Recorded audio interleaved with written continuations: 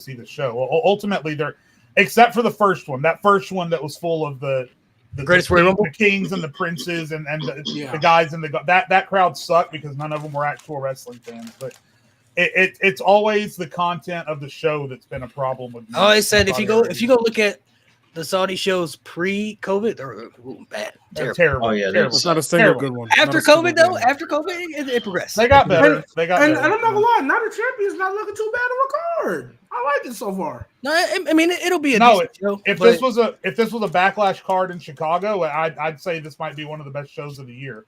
But with everything, there's some things I probably would have tweaked, but overall, I mean, the show looks okay. But like some of those earlier shows weren't too special. I did a review. And we're getting like Crown Jewel 2018. That was one of the top 3 worst shows ever. WWE. I'm sorry, but that shit is so bad. Bro.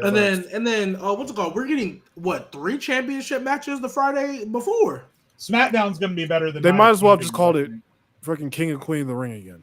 Yeah. If you're not going to stick to the Night of Champions concept, then don't do it. I agree. Yeah. To be fair, though, they got rid of that a long time ago, though. Like even when. Remember they were going to bring back King of the Ring last time it was in Saudi. But then because Roman was about to hit 1,000 days, they changed it to Night of Champions because he was about to hit 1,000 days. But not it used to be every title was on the line, right? But then they stopped doing that like in 2010, bro. That's you go back to some that far back? Oh damn. You go back to some of those old shows, they didn't have all the titles. We was having non-title matches like blowout feuds. Well, that's normal. Yeah, that was. But they had Big Show and CM Punk in one of those shows, non-title match. They had Punk and Triple H. Yeah. Is Gunther and Goldberg's Saturday night's main event, right? Saturday nights. Yeah, because it's in Atlanta. I'm surprised it's not a Saudi show. It's in Atlanta though. It's Atlanta though. Yeah, that's only because it's in Georgia. So that's going to be Goldberg's last match in Georgia. If that would have been in Michigan, that would have been in Saudi. If that would have been in Michigan, that would have been in Saudi. Yeah. It wasn't it probably would have Saudi, but can I talk about Gunther? I know we got other things to talk about. Can I talk about Gunther versus Goldberg for a minute? Talk to me, Jade. Why can't we let this crusty ass fucking slow-mo wrestler go? This bald, Bret Hart killing, washed up, has been fucking peak was 30 years ago. Why are we hung up on Goldberg? Like before everything that happened with Brock Lesnar and everything, I could understand Brock Lesnar. I could understand The Undertaker because of everything he did for WWE. All Brock Lesnar did was come to WWE and then say, hey, fuck off, I'm leaving. And then he had a decent 3-match run with Brock in 2016. Outside of that, tell me what we owe Goldberg at this point. I mean, seriously, he's lucky he's going in there with Gunther because if there's any wrestler in the world that can make Goldberg still look good, it's Gunther. If Goldberg wins, I'm going to stop watching wrestling, just bar none, flat out, just so you guys know I'm done. We're going to have to do something else with my life. I don't anticipate he's going to win, but if he does, we're going to have a problem. I know. So the only thing I want to say, the only thing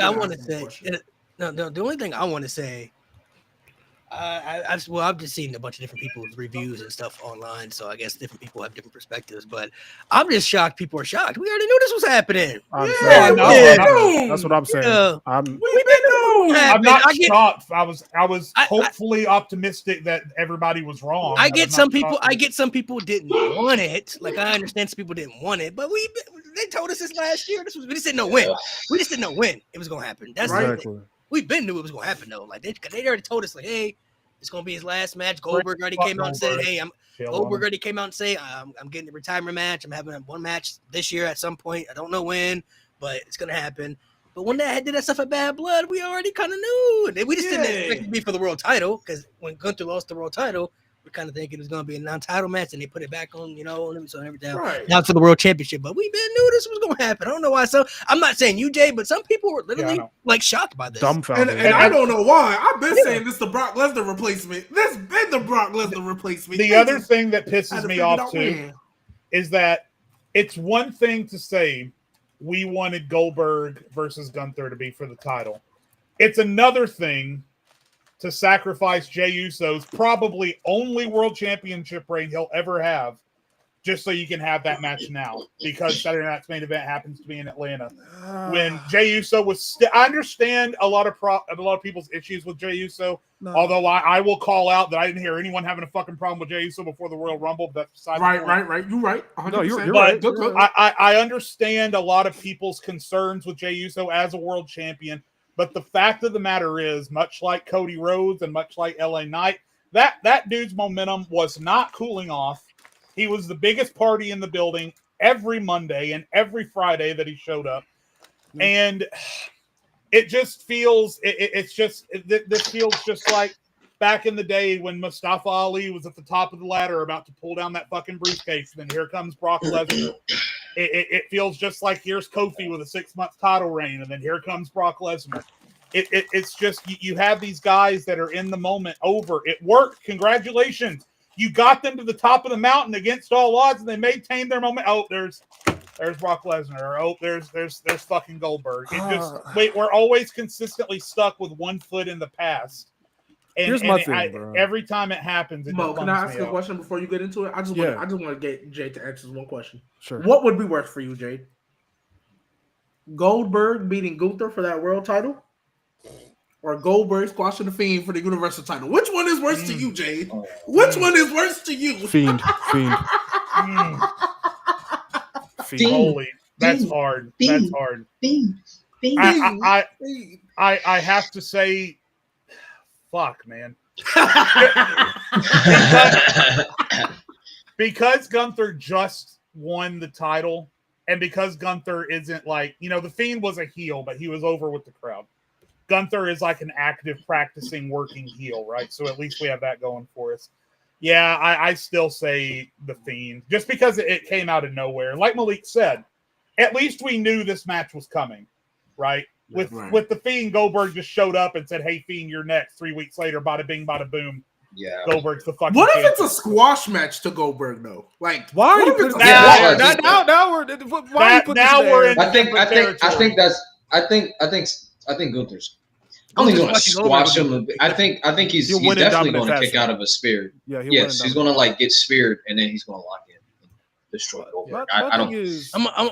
Go ahead, Mo. Go ahead. My thing with Jay losing the title so early, and I get people's frustrations, right? But I think we can all agree on this panel here, and obviously some of you on the chat. I think we can all agree Jey Uso is never going to have a long reign. Nope. I think we all knew that. What Jey Uso got, and I'm saying this as a Jeff Hardy fan, he got the thank you for your hard work, thank you for the money you've made us. What'd you call it, Malik? Here's a on reward. Social media? What'd you call Here, it? nigga, damn. I can't say Here, it. What nigga, damn. But that's the thing. He got the Joel Embiid MVP. Here, Nason. That's what it was. Here, next day or damn. But like the thing is, though, I don't look at that so much as a bad thing. Sure, everybody who has their favorite wrestler wants to see that wrestler hold the title forever. Sure, but there's guys that do that, and then there's guys that like Jey Uso, right? If you would have said even 3 years ago that he was going to be a world champion, I would have laughed in your face. The fact that Jey Uso not only won the Royal Rumble and then won a world title at WrestleMania, no less. That's some things like.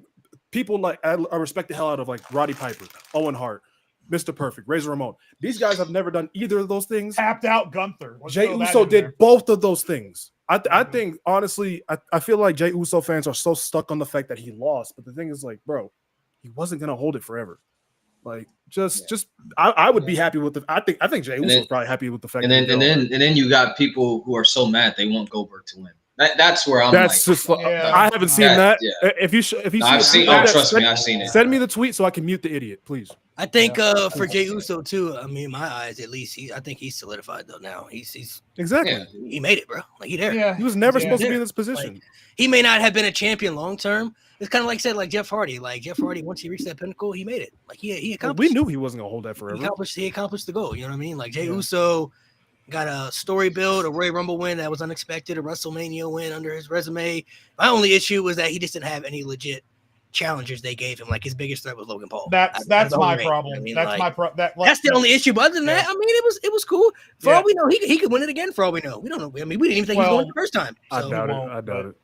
But that's really my issue in a nutshell, Malik, is that if this loss had come at the end of an excellent 3-month program, or even a 2-match program where he beats the guy the first time, is about to beat the guy the second time, and then Seth Rollins cashes in, whatever. If there had been a solid story behind it, and again, there was story with Gunther. I understand Gunther was getting his lick back after WrestleMania, so at least there's that going into it. But just for them to just randomly announce, hey, Gunther is getting a rematch, and oh, wait, holy shit, Jay lost. I don't know. Something feels inky about it. And I understand he wasn't going to have a long title reign. He definitely wasn't going to hold it till Mania, like I saw some people saying, which is ludicrous. He wasn't going to hold it till Mania. I knew he would probably lose it before the end of the summer, but it's just another one of those things where it feels like they didn't sit down and say, all right, let's map out a plan for the World Championship. They said, let's sit down and map out a plan for Goldberg to have a fucking match in Atlanta. And then they said, oh, the world title's in the way. Let's just get that off. Let's get that back to Gunther. This feels like something they would have never done to somebody like Brock, Roman, Seth. Yeah. So, I know Jay isn't those guys, but once you reach that pinnacle, once you have the big gold belt or the big gold W, it feels like in that realm you should be treated with your booking and writing with just a modicum of respect, like Damian Priest, and to rip this thing off of him just so Gunther and Goldberg can have their blow up in Atlanta feels very disrespectful to the work that Jay used. Here's the only thing where I'll kind of have a different perspective on. I don't think they gave this world title back to Gunther because Goldberg. I think they gave this world title back to Gunther because Gunther was never, Jey Uso was never supposed to have it in the first place. I think in a perfect world, when they mapped out Gunther winning that world heavyweight title, I think in a perfect world, I think their first goal was hoping by somehow Brock Lesnar got cleared of these allegations, because we know that was a plan they wanted since the IC title. Right, yeah. So I think that was one thing they definitely wanted to make happen. But I would agree with that. If Lesnar was available, things would have been I think that would have been their world title match at Mania. But once that was kind of done, I think they said, you know what? We kind of can't keep denying Jey Uso anymore. So let's kind of make an audible. We'll give him the moment, and then we'll get back what we want to do with Gunther in the first place. That's what I think they've been wanting to do. This Jey Uso was just kind of like a small little detour. Because if you saw the WrestleMania plans in October, it was Gunther versus, I think it was Punk or Seth Rollins. And I feel confident that Gunther would have won those matches to solidify him as a champion, and then have him face Goldberg and beat Goldberg. I think that was probably the plan the whole time.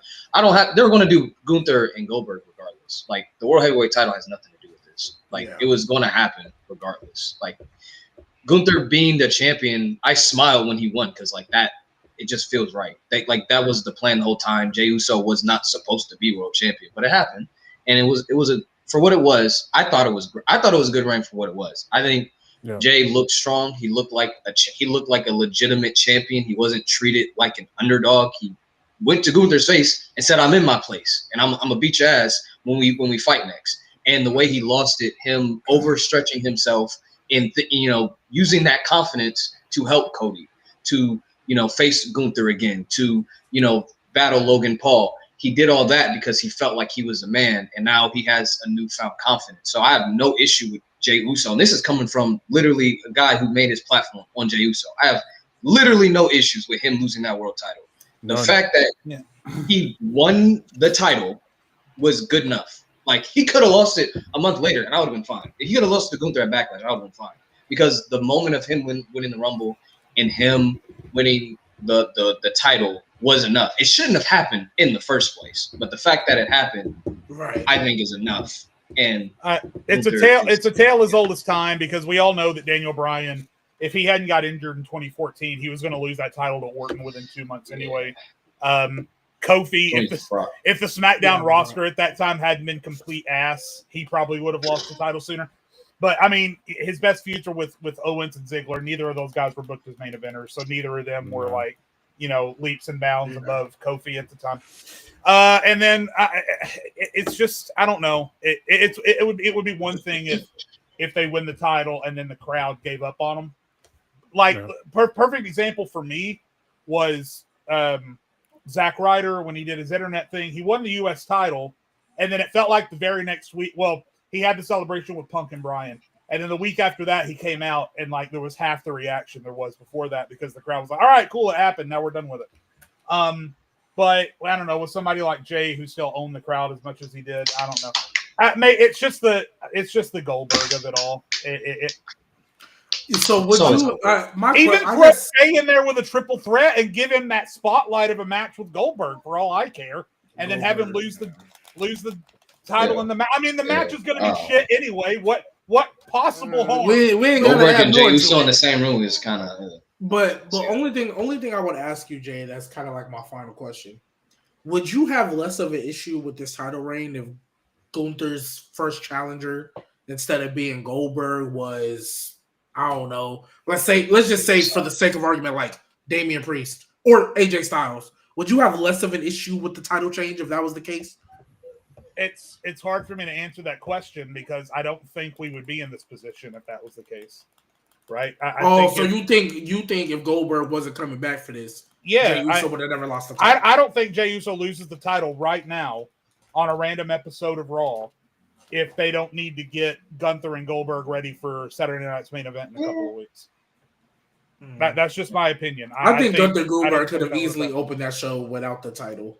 Personally, I think they could have easily done it without the title because they've already set it up. Like. With or without the title, if they would have had no setup, Jay, I'd feel you 1,000%. But Boy was already last time they was in Atlanta, he was talking about actually my favorite wrestler is Bret Hart. Like they already set that up. I will say, if Gunther destroyed Goldberg, then won the world title, that could have been fine. I would have been fine. I'm fine with the way they're going because I know Gunther's going to beat Goldberg. So I'm okay with it because it's going to result in Gunther looking hopefully dominant. I really hope they make him look dominant. It's Saturday night's main event, bro. It's a throwaway show anyway. Yeah, that says something too about WWE's faith in Goldberg putting on a good match is that they've got the big Saudi Arabia show this week. They got SummerSlam in a few weeks, and they put it at Saturday Night's main event. I feel like that's definitely a Triple H move because it's in Georgia. And Goldberg said he wanted his last match to be in the South. So I'm sure that's the case. I think both things can be true. I think Triple H is probably grateful that relieved. He has the opportunity to throw this match away on main event. Give it to him because he remembers that Goldberg can't wrestle. Right. I mean, he had to wrestle him a few times in 03. This is the track. This is the track record of Goldberg's. I have all the statistics right here, excluding the Brock Lesnar match in Survivor Series. This is how long every single match was from 2017 here we go. 2022. So the Kevin Owens match, 22 seconds. That was a squash match. The Brock Lesnar match at WrestleMania, 4 minutes 45 seconds. The Undertaker match was 8 minutes 35 seconds. The Dolph Ziggler match was 1 minute 50 seconds. Love that match. The Fiend match was 2 minutes, 59 seconds, so basically 3 minutes. The Braun Strowman match, 2 minutes, 13 seconds. The Drew McIntyre match, 2 minutes, 32 seconds. Why? The Bobby Lashley match at SummerSlam, 7 minutes, 20 seconds. Why? Bro. The Bobby Lashley match at Crown Jewel, the Falls Count match. That wasn't bad. That was 11 minutes, 25 seconds. That was okay. Yeah. That was bad. He fight Drew McIntyre. And then the Roman Reigns match was 6 minutes. Royal Rumble. That was actually pretty good.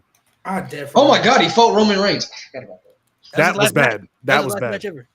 I forgot about that. Wait, when did he fight Roman Reigns? Elimination Chamber. Listen, I forgot about that.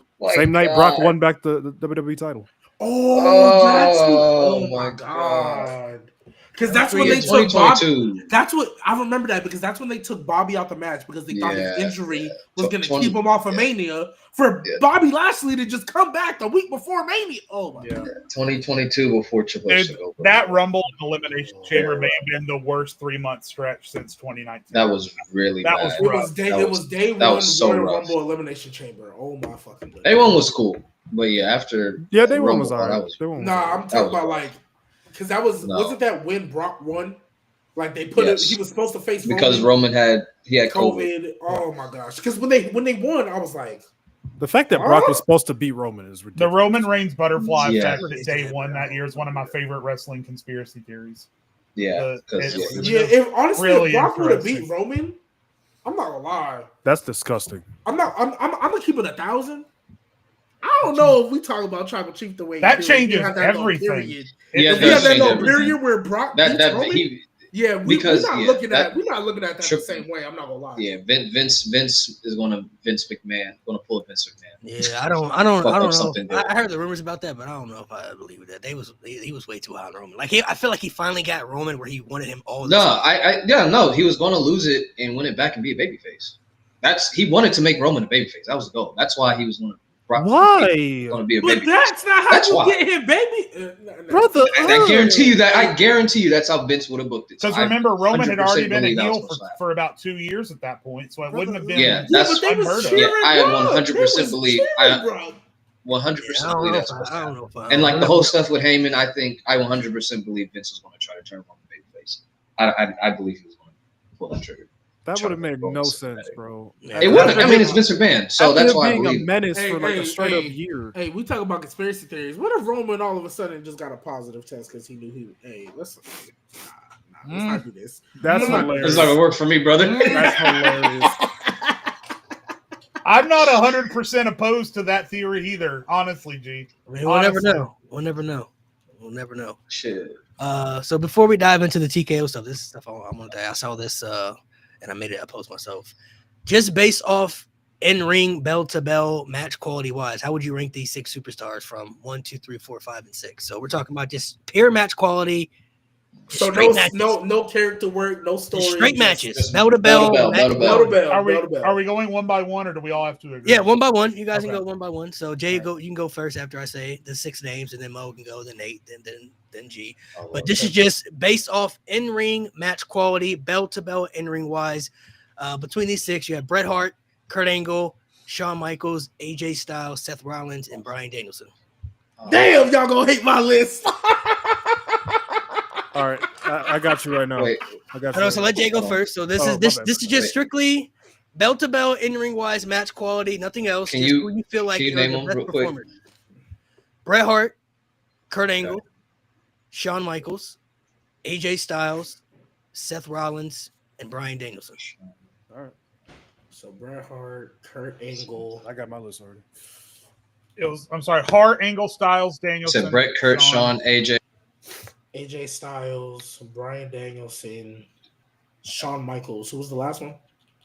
Bret Hart, Kurt Angle, Shawn Michaels, AJ Styles, Seth Rollins, Bryan Danielson. Seth Rollins. That's what I needed. Okay. I don't know who's going on the bottom of G's list. Yeah, word. That's rough. Now, I hate this, to be fair, everybody up here thinks that all these guys are spectacular in the ring. Right, yeah. There's not one bad in-ring performer. There's not a bad one. If we're ranking them, they're all better than Goldberg by country. Yeah, nobody up here thinks that any of these performers are bad in-ring wise. They all provide great match quality. But if we had to rank them from 1 to 6 out of the best, how would y'all rank them? All right, so I think Bret Hart is the most limited on this list. Honestly, I think he's the most limited. Again, Bret Hart is a tremendous in-ring technical wrestler. I think he's the most limited. I would put Bret Hart at the bottom. Just after him, I would probably go Rollins. I think Rollins is the best character guy on this list, but just above him, I would go Rollins. And then we start splitting some thin hairs here.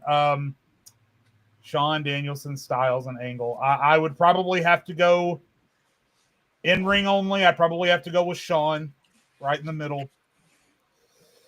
And then I would go with Angle at 3. And then Styles 2, Danielson 1. So from 1 to 6, Danielson, Styles, Angle, Shawn, Rollins, Hart. That's hard though. That's hard. Oh, God. All right. Go ahead, Mo. Shawn, Kurt. Hold on. Are you going 1 to 6 or 6 to 1? 1 to 6. 1 to 6. Shawn, Kurt. Danielson. No, Styles, Danielson. Bret, Rollins. I'm still making my list. I think I'm gonna go with what Jay did.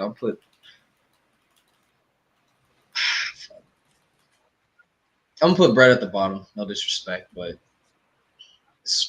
I'm splitting hairs this entire list.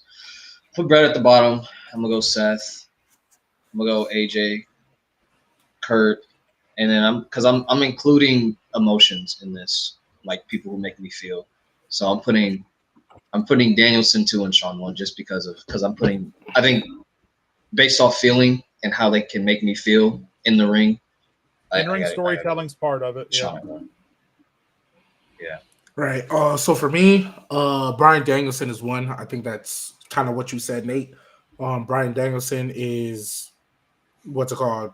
He's been the only wrestler to where I can watch him fight people I don't care about, don't know, never heard of, and I'm locked in bell to bell. Bryan Danielson's number one for me. You can also relate to Danielson even though you never met him in your life. You relate to him when he's in absolutely. So Bryan Danielson to me is the greatest wrestler I've ever seen in my life. This one is different, and I'm really, really splitting hairs, but I'm putting Kurt at 2, and then I put HBK at 3. And then I have AJ 4, Seth 5, Brett 6. And AJ Seth, I can really flip flop because prime Seth in ring, I've went back and looked at some of the stuff he was doing. My God, bro. I don't know if he's better than AJ. I would probably he might not be, but if somebody flipped it, I would not be tripping about it. I'm not gonna lie. I would probably say for me, Sean definitely is number 1 for me. I think he's the greatest in-ring performer of all time. Number 2, probably I'd say Kurt Angle for me. Bryan Danielson and AJ is like neck and neck, bro. Like they're very neck and neck. I'm gonna say Bryan Danielson. I feel like he's better at evoking emotion out of his matches against superstars. He has this underdog feel to him. You know what I mean? Like he's just somebody you always kind of root for and relate to, like you mentioned. Then I would go AJ Styles, Seth Rollins, Bret Hart in that order from 1 to 6 for me. So this is tough, man. That was a tough one. It gets nasty, and when I say this statement, it's not even gonna be me trolling. This is just like when you really start to think about it, right? You start adding a couple more names to this little conversation. I know we've had a lot of issues and made tons of jokes, but Brett starts to fall down that list a little further than people. Man, you've never even seen a Brett match. I'm not listening. That's literally not true because the same list you sent Coach Mark, who you think been watching it with him? Yeah, I'm sure. Where you think we've been going through this? I can literally pull up the exact same screenshot you sent Coach Mark about, hey, what Brett matches to watch. You watch like this. That's literally not true. That's literally not true because I even had a conversation with y'all about Randy Savage versus Ricky Steamboat, and I had genuine questions. I was like, "What about it?" And we had that conversation, but yeah, all right. It's a tough list. I mean, I feel like as you start to name more, because Eddie Guerrero wasn't on here, I think he's up there for me. Yep. There's a lot of other wrestlers. Kenny wasn't on there. Right. Yeah. That's what I said. See, so it's not crazy for me to say that. Okada wasn't on there. Okay. It's tough. Yeah, I still think Brett's top 10, but yeah, he's lower half. Yeah. Well, were you counting like all of wrestling? No, we're talking this in ring wise, bell to bell. Yeah, he's still top 10. No, yeah, that's what I'm saying. Like you mentioned Eddie, we didn't say Kenny, we didn't say Okada. We like as I said, like you start bringing up a little bit more names, and it's no disrespect to Brett. Brett's still great, but I still feel like bell to bell wise, yeah, he's still up there because he. I'm not gonna lie. He carried Bulldog on crack to a 5-star match. He did. Sorry. It's just Bulldog 1992 SummerSlam. British Bulldog was on cocaine, bro. Oh my God! I'm sorry. That's just too much. I'm gonna watch that match. It's an old school match, but if you know, SummerSlam 92. Yeah, it's the main event. It's in Wembley Stadium. It's a great match. But if you know the backstory, British Bulldog was high, literally on crack, like during the match, the whole match, bro. Like you had to guide him through the whole. He had to call the whole thing.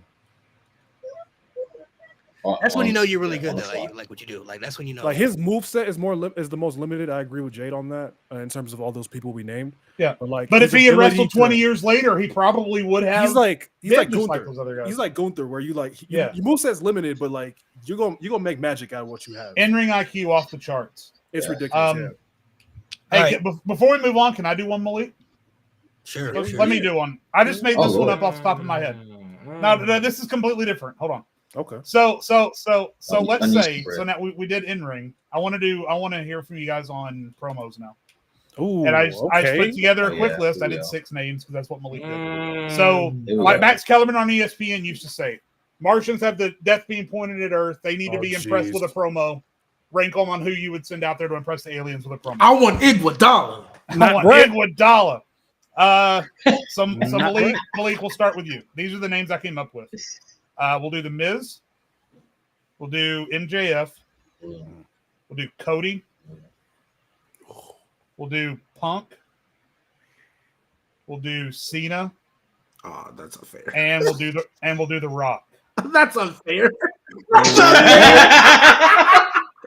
I'm not gonna lie. This list was cooked the second you said the last 2 names because I know who's won and I know who's last. Well, let's say the names again. All right, I'll run through the names again. So I got The Miz. Who's last? I'm scared. I got The Miz. I got MJF. I got Cody. I got Punk. I got Cena, and I got The Rock. Now this is just based off just promo ability. Mic work only. We're talking everything like entertainment wise. Yeah. Serious. Delivery, lines. Delivery. You know, okay. Stage presence. You said Punk, Cena, MJF, Rock, Miz, and Cody, correct? Right. Am I missing somebody? No, you got. No, there's 6. You got them. Okay.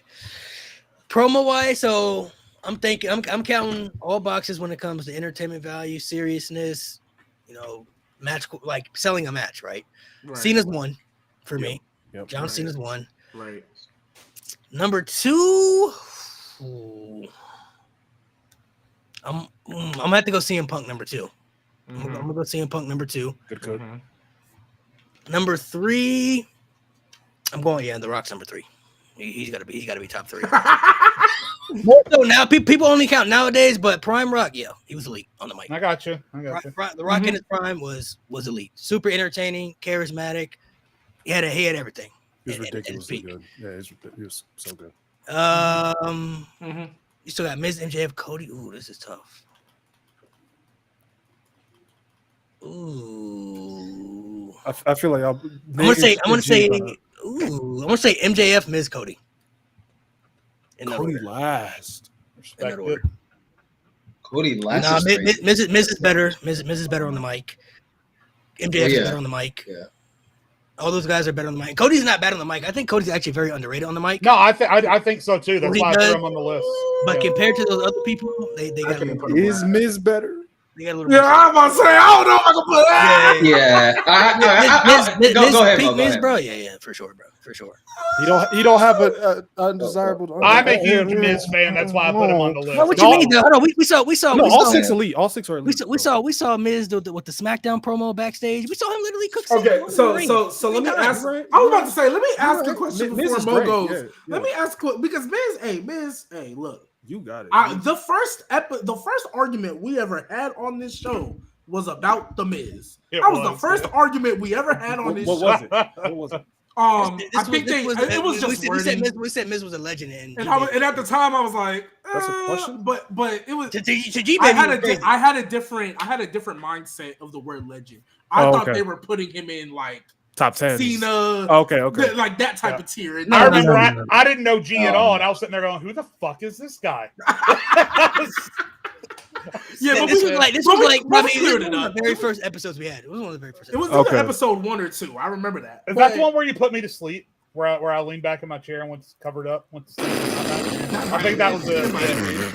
I did. It might have been. I went not. But so Miz, I rock with you, man. Like I've had a deeper appreciation for you. But I feel like, are we really gonna count it a great promo if like he just says obvious stuff? Yes. What's the pipe bomb? It depends on Mo, ignore this. Mo, we're not entertaining this. Give us your list. Mo. I'm not entertaining this bullshit. I am not entertaining this bullshit. Every wrestler that you're gonna name all has promos where they said stuff that you felt like they shouldn't. But he ain't never. The man ain't never. Look. Oh hey, look. I'm trolling, right? I'm trolling. Relax. Look, I'm not gonna lie. That was a nasty. Hey, I'm not gonna lie. I was baiting. That was a nasty question. Right? That was a nasty question. I was baiting, but I still think Miz is last on this list. No, Miz can be last, but we've seen Miz, like, he's just not presentable anymore on TV, I feel like, but we've seen Miz cut some really, really good promos against some top-tier elite talent, you know, in the ring and hold his own. So, and Cody's done the same, too. Cody proved it against Cena to me that he could hold his own on the mic during that build to WrestleMania. So, yeah. I think if they did a 180 with the Miz and just let him go out there and be ruthless for a little while, I think we get a new appreciation for the Miz. Yeah, so those two are interchangeable. I got Nate. Nate so funny, bro. The question. So I got Cena, Punk, Rock. Those are literally my top 3 all time. So, Cody, I think Cody, MJF, and then Miz. Cody over MJF and the Miz. Surprising. Okay. Okay. Change my slightly. I'm gonna go Cena first. I think that's just a given. I'm gonna go Punk. Yep. Then I'm gonna be different. I'm gonna go Miz, bro. Y'all gotta respect. Y'all gotta start respecting Miz. The Miz, when he had that feud with LA Knight, he cooked them. LA Knight was not ready. The Miz promoing on Roman versus Cody in 2017 is one of my top 5 promos of all time. It's exactly. Yeah, and he could honestly. I feel like he could go like in a serious promo battle. He can go toe to toe with Cena. He can go toe to toe with Cody. He can go toe to toe. His only drawback is that sometimes he gets mush mouth, but he usually bounces back from it. Yeah. And then 4th, I got Cody because what he did with Cena earlier this year. We got to respect Cody. He's got to be one of the all-time mic workers. He's actually very, very good. Agreed. Then I'm going MJF. Last, The Rock, bro. This man yaps now, and out of everybody on this list, he is the less serious out of anybody. And if you're trying to sell a match, I get it. It's The Rock. He's going to buy in. But if you want to sell a fucking blood match, I put all 5 of these guys above The Rock. I don't care. Wow. My list is halfway because I truly feel this, but I'm not going to lie. One of the reasons why, it's so nasty, and I'm already prepared for y'all to hate me for it. 1, obviously, Cena. We knocking that out. 2 is Punk for me. I'm also going to be different like Nate. Me personally, I'm putting MJF at 3. Me personally. And this ain't no disrespect to anybody else. MJF, though, man. Whoo, when he was in the prime of his powers, that mic was like a damn near pipe bomb every month. So I'm gonna give MJF 3. And then I am gonna put Cody 4, kind of like what you said, Nate, because I'm with you. I think the Cena feud kind of really showed, okay, he can actually hang with them top dogs, and he's always been believable. He's one of the only white meat baby faces in 2025 that actually you can believe in, and what's it called? Like, it doesn't sound corny, even though that power walk is corny.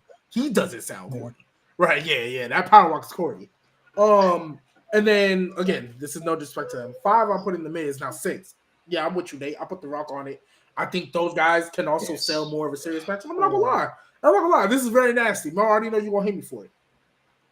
Just like I don't need my notes for my promo on that wrist, that killed it for me. I was like, yeah, right. You gotta come down for that. You gotta come down. But hey Mo, just like how you always talk about how the great doesn't always super outweigh the lows. I'm not gonna lie. That is the greatest ether on the mic I've ever heard in my entire life. Nobody because if that would have happened to The Rock, if that would have happened to anybody before you're established, you're buried. You're cooked. You're never coming back from that. The Rock is lucky he was just a movie star. He was stuttering like crazy after that. He was like, it doesn't matter if it's or The Rock.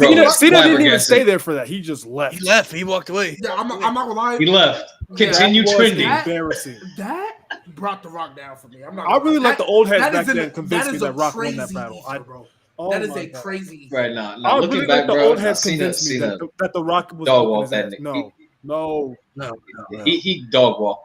Cena dog walk. Cena was cooking, bro. That's why I was so mad when The Rock had some entertaining moments, but Cena was more ethers. It was Yeah, that's what we were saying. Like, The Rock can be funny, but like, if you need to be serious, it's like honestly. And there's more people I put. He can be serious and sell a Buffy, but I'm putting those other five. Honestly, too, like if you really look back and look at it, people just hated. Like there was more people that hated Cena so much at that point. That Fruity Pebbles shit was not funny, but because niggas hated Cena, they was laughing. Hey, Cena got a check though. Cena got a check.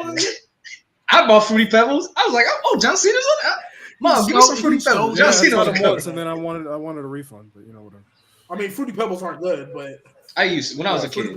Soggy ass. I grew up. Cereal, man. Yeah, we know Fruity Pebbles is trash. Did you guys all have Cena and Punk 1-2? Yeah. Okay, well I'm gonna ruin that. I'm going Cena Miz 1-2. That was my original. Cena Miz 1-2. Then can't do that one. Then The Rock, then MJF, then Cody. That's my list. Damn, Cody dead. I mean, but again, splitting hairs. He's last. Splitting hairs. Yeah, I get it, but yeah, he got a good last spot. And the last spot not bad for Cody either. Last below these guys. Oh yeah, the people are just better. Hey Nate, you remember the AEW promo when he went on for 20 minutes? Well, I'm not talking about it. We take that one away. We don't count that one. We don't count that one. You don't talk about which one? You don't talk about the one. You know what I'm talking about? My baby's black. I mean, technically it is though. I mean, he's not wrong. Cody and Brandon were unhinged. You didn't have to say it. They were unhinged. Sometimes it needs to be said. This man was crying because his baby is light skinned. His baby's mixed. This nigga was crying. My baby's black, bro. Like he's the first person to have a relax. My baby's mixed.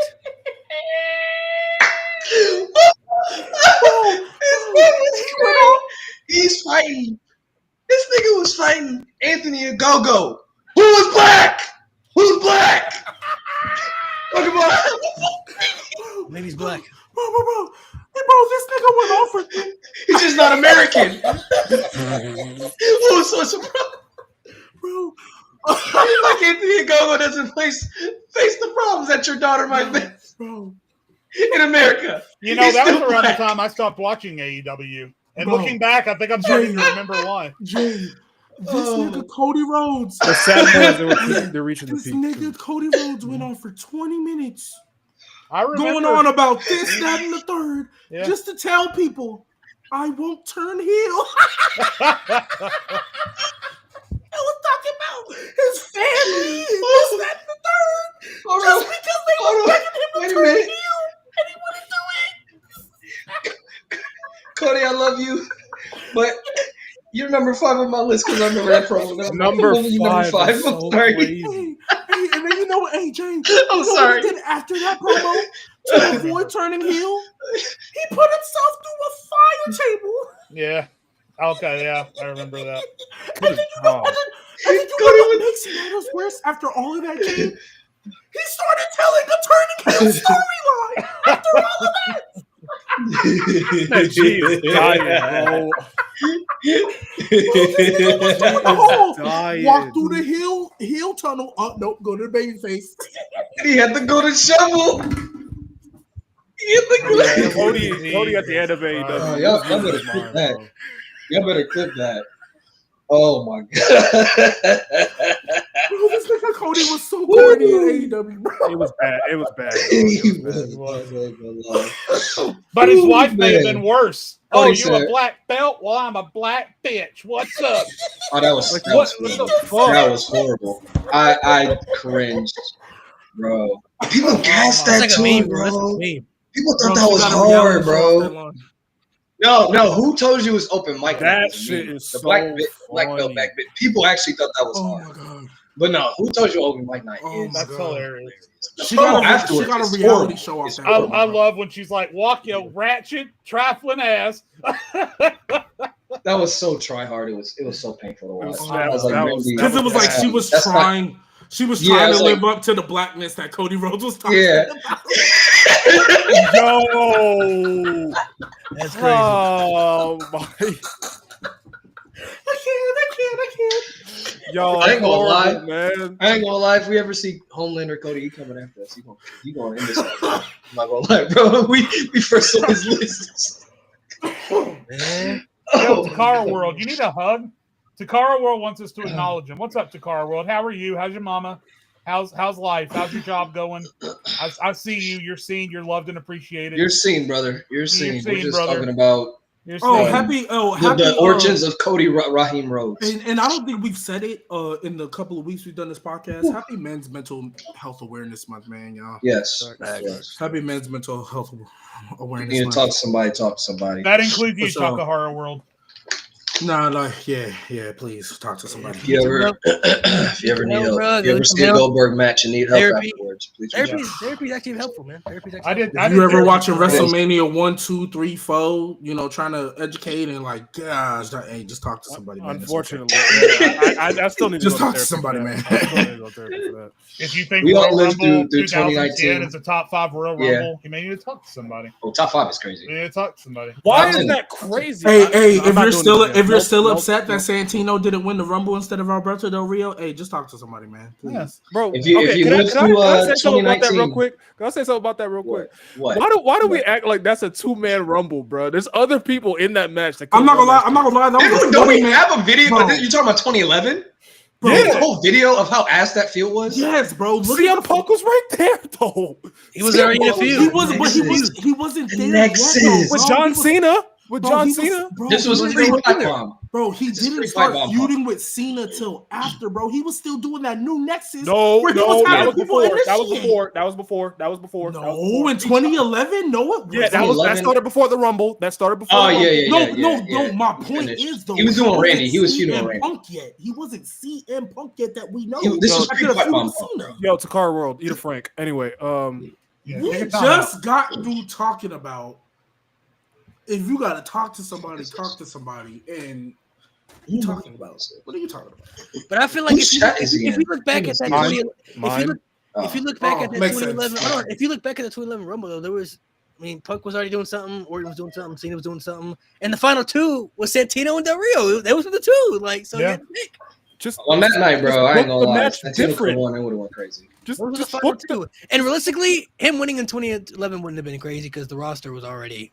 You saw how WrestleMania 27 was, so it's like the roster was already. I don't care. That would have been fire. The roster was already dead. You know what I'm saying? In the water at that point. Even in 2012, it wasn't much better. You know what I mean? So him winning the chamber, it wouldn't have been crazy at that time because they was putting the title on the Miz had the title in the main event of WrestleMania. They was putting the title on Jack Swagger. They was putting it on anybody at that time. And they was experimenting with everybody. They named a whole spot after Santino, which is crazy. Yeah, true. All right, why are we hitting on one of the most unprotected, not one of the most protected finishers in WWE history, man? Shout out Santino. Yo, Malik, put up that comment right there. Cobra is one of the most protected finishers ever. Put up my comment right there. Even when it's being sedated by Jinder Mahal. No, I'm not putting that up. Pretty crazy. Which one? All right, so let's get into the topic of the conversation of the episode. Everybody's talking about, and y'all can in the chat, y'all can feel free to chat along as well. TKO is TKO ruining WWE. Some people feel like it is, some people feel like it isn't. So we gotta just discuss the pros and cons.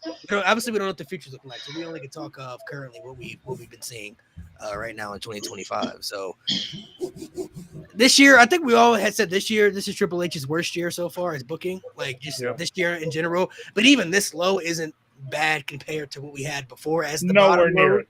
2018, 2019 low. Yeah. It's not that bad. But this has been a pretty low so far. Not too much enthusiasm, not really too much, hippity ha, for WWE right now. It's kind of neutral. It's hit or miss, if you're not really missing an episode of Raw SmackDown, you might not miss much. But then there are some shows that could be better than others that you might want to check out. So it's like there's no equal balance, I feel like, because some Raw episodes I feel like have been really good. And then the next, they'll have one episode of Raw that's really good. The next week it'll be trash. One week it'll be fire. Next week is completely forgettable. So how do we feel about TKO and WWE's merger so far? I guess we'll start with Jade. Here's the thing about this conversation. I can't really point to any negatives currently happening with WWE that I can directly attribute to TKO.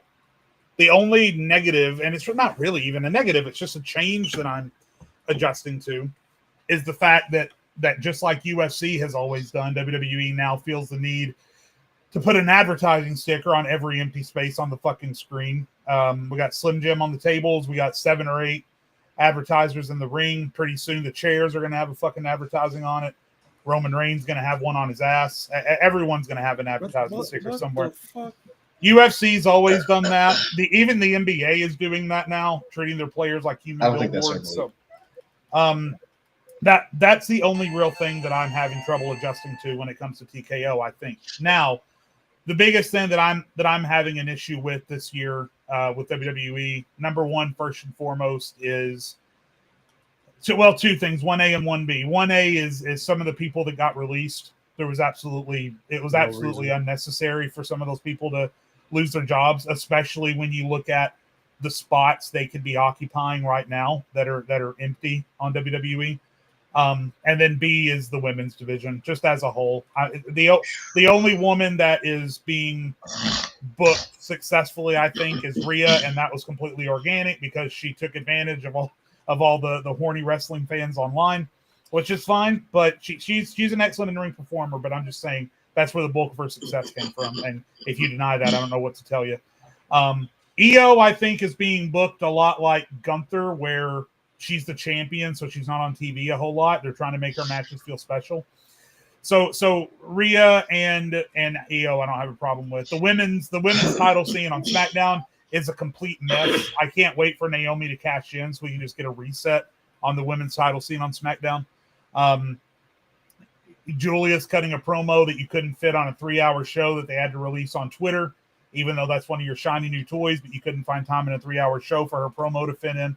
The women's U.S. title is a hot potato. The women's Intercontinental title is a forethought, and the women's tag team title should have been gotten rid of about a year and a half ago. So, the women's division is an absolute mess. I don't think I can attribute that to TKO. I think that's mostly Triple H's issue to fix, and I think it's the most disappointing because that was the one big thing that we were all really confident Triple H was going to fix when he took over was the women's division. And he didn't. And then number 3 just would be the tag division, which again, just book it better. That's got nothing to do with TKO. So I'm interested to hear any of you who have other information that I'm not aware of where TKO may be affecting the on-screen product.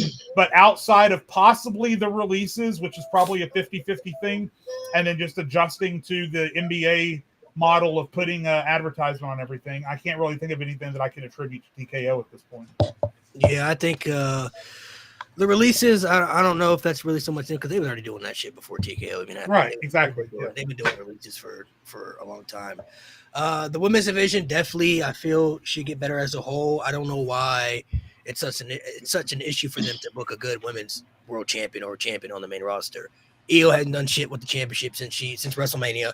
Tiffany's still stuck in the Nia feud for some reason. Like, we talked about how bad Rhea's was and Liv's was before that. It's the same. Nothing has changed. Like, these women are just champions at this point. It's just an accolade, it seems like. There's no story-based future after these people win the championships. Like, Rhea's issue with the championship that we had, she was champion for so long, but she lacked in storylines and matches that they were presenting us that really wasn't hitting good quality. She didn't have any legit challengers they were giving us. Liv's main issue, she was attached to Rhea for the most of her reign. Now you have Io.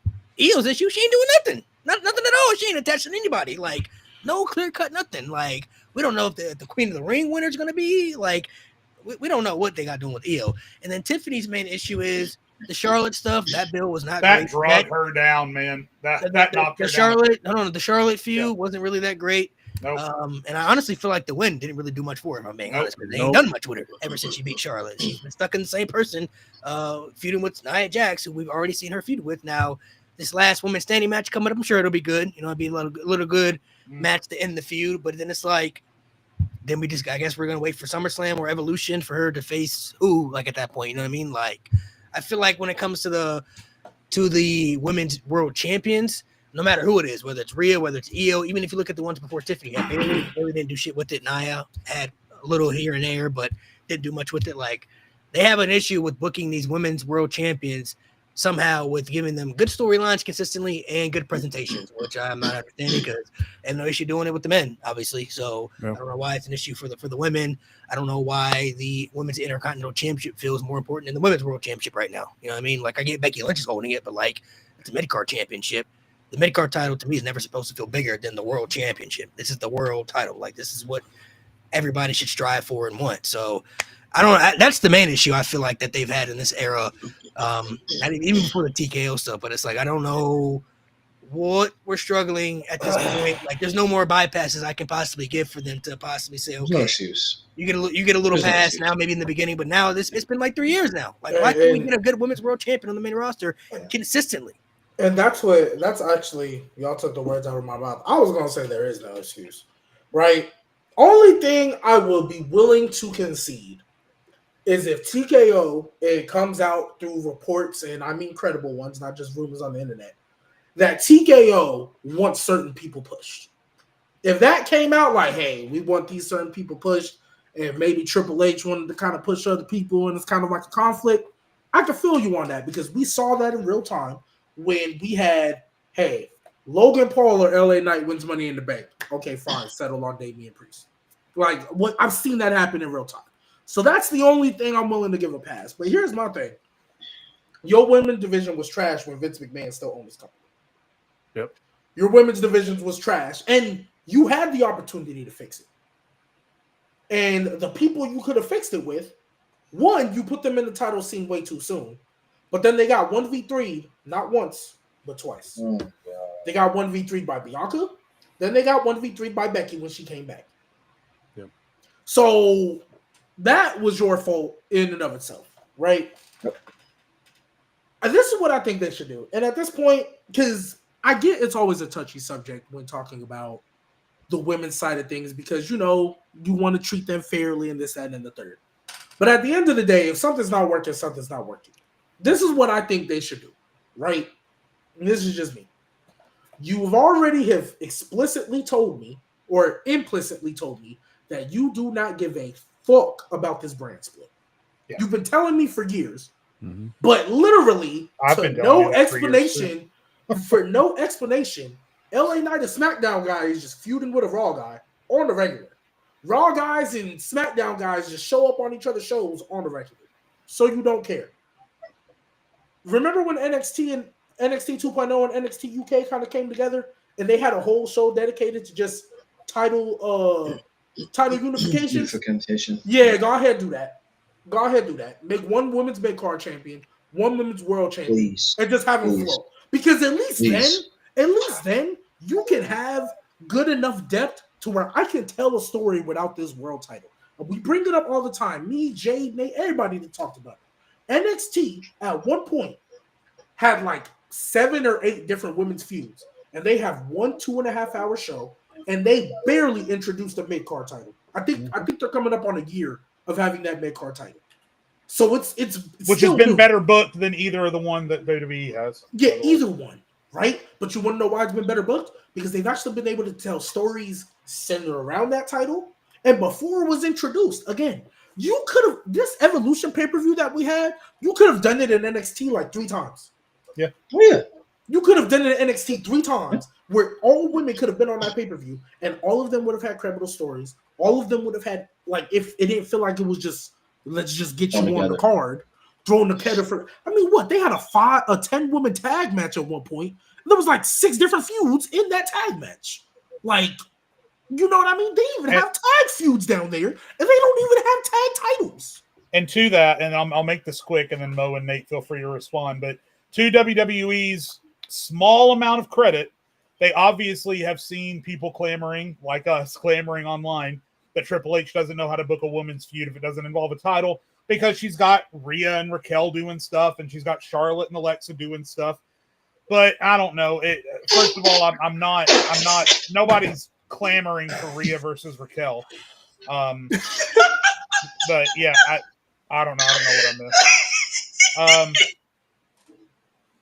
Oh, what the fuck? What the? It's a super chat. It's a super chat, Malik. No, you gotta put it up, bro. No, we don't. No, hey, we don't put it up. It's a super chat, bro. No, we have to. Hey, donate it just to say that, bro. Appreciate it. Wow. Watching with no clothes on a plastic couch is crazy. Crazy work, man. I'm a man, bro. Take that they say you look yummy. Take that plastic off the couch, bro. Who they talking They say you look yum. Bottom right. Bottom right. That's you. Oh, they talking to me? What the fuck? Yeah, they say you look yummy. You look yummy. Here you go, G. Got a fan in here. Anyway, so Triple H is trying to take steps to fix it, but it's not working so far. Man, that's funny. No, Jade, I'm with you. I'm sorry, that threw me off. But Jade, I'm with you. They are trying, but this how I feel. Like it's not even towards you. It's just how I feel in general. I'm y'all know me. I hate participation trophies. I'm not gonna give you an award for trying. Like you're finally doing your job. Congratulations. No, I agree. Like you're finally doing your job. Like that's why I said like, small amount of credit. It's just I don't know. It's just I don't know. I think the only thing about TKO is just that I think they have changed. Obviously, is the prices of things. I was just about to say that. We'll talk about it, Mo, because that's one thing I did forget to bring up. But go ahead. It's just for me, that's what's killing WWE. It's just they've taken away the enjoyment of.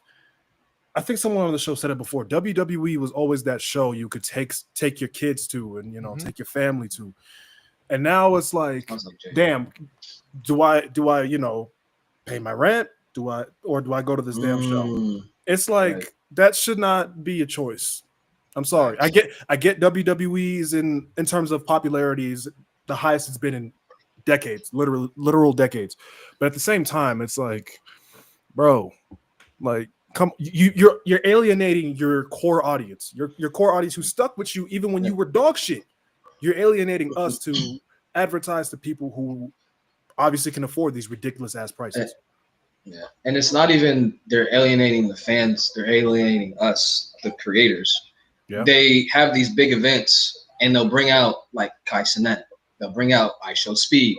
They'll bring out all these people who may be like casual. They may be fans, but they're like casual. They're casual fans, or they just don't like it at all. Like there's people who haven't watched in years, and they'll bring them to the shows. Like, oh, I haven't been here since I was 12 years old, but they don't know who the New Day are.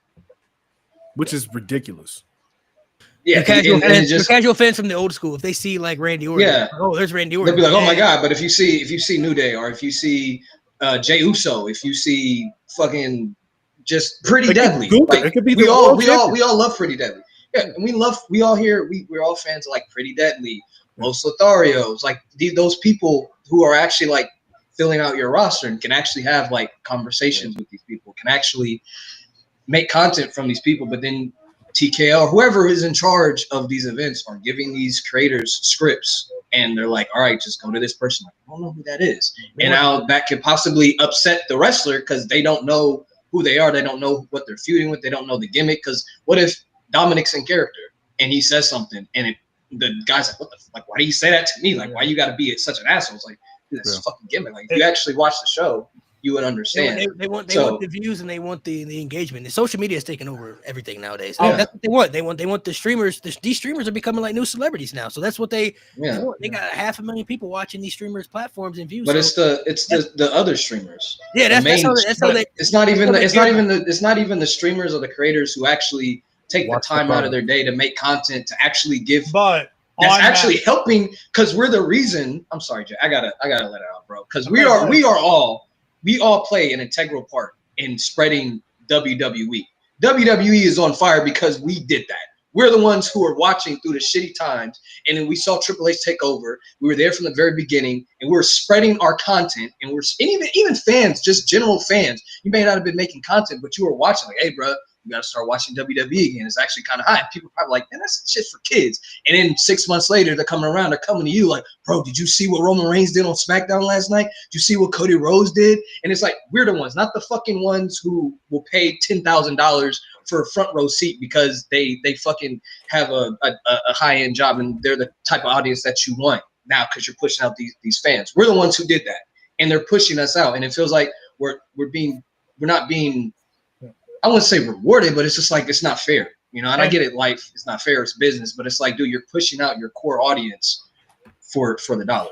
And you know what the worst part about that though is, Nate, and I don't know if this is WWE or TKO. Again, it's hard for me to know, but they're aware of that because I know they're aware of that because every time they have a pay-per-view and then they show the highlights on the next episode of Raw or SmackDown, you see fucking Wheezy and Santy and Conman and their reactions.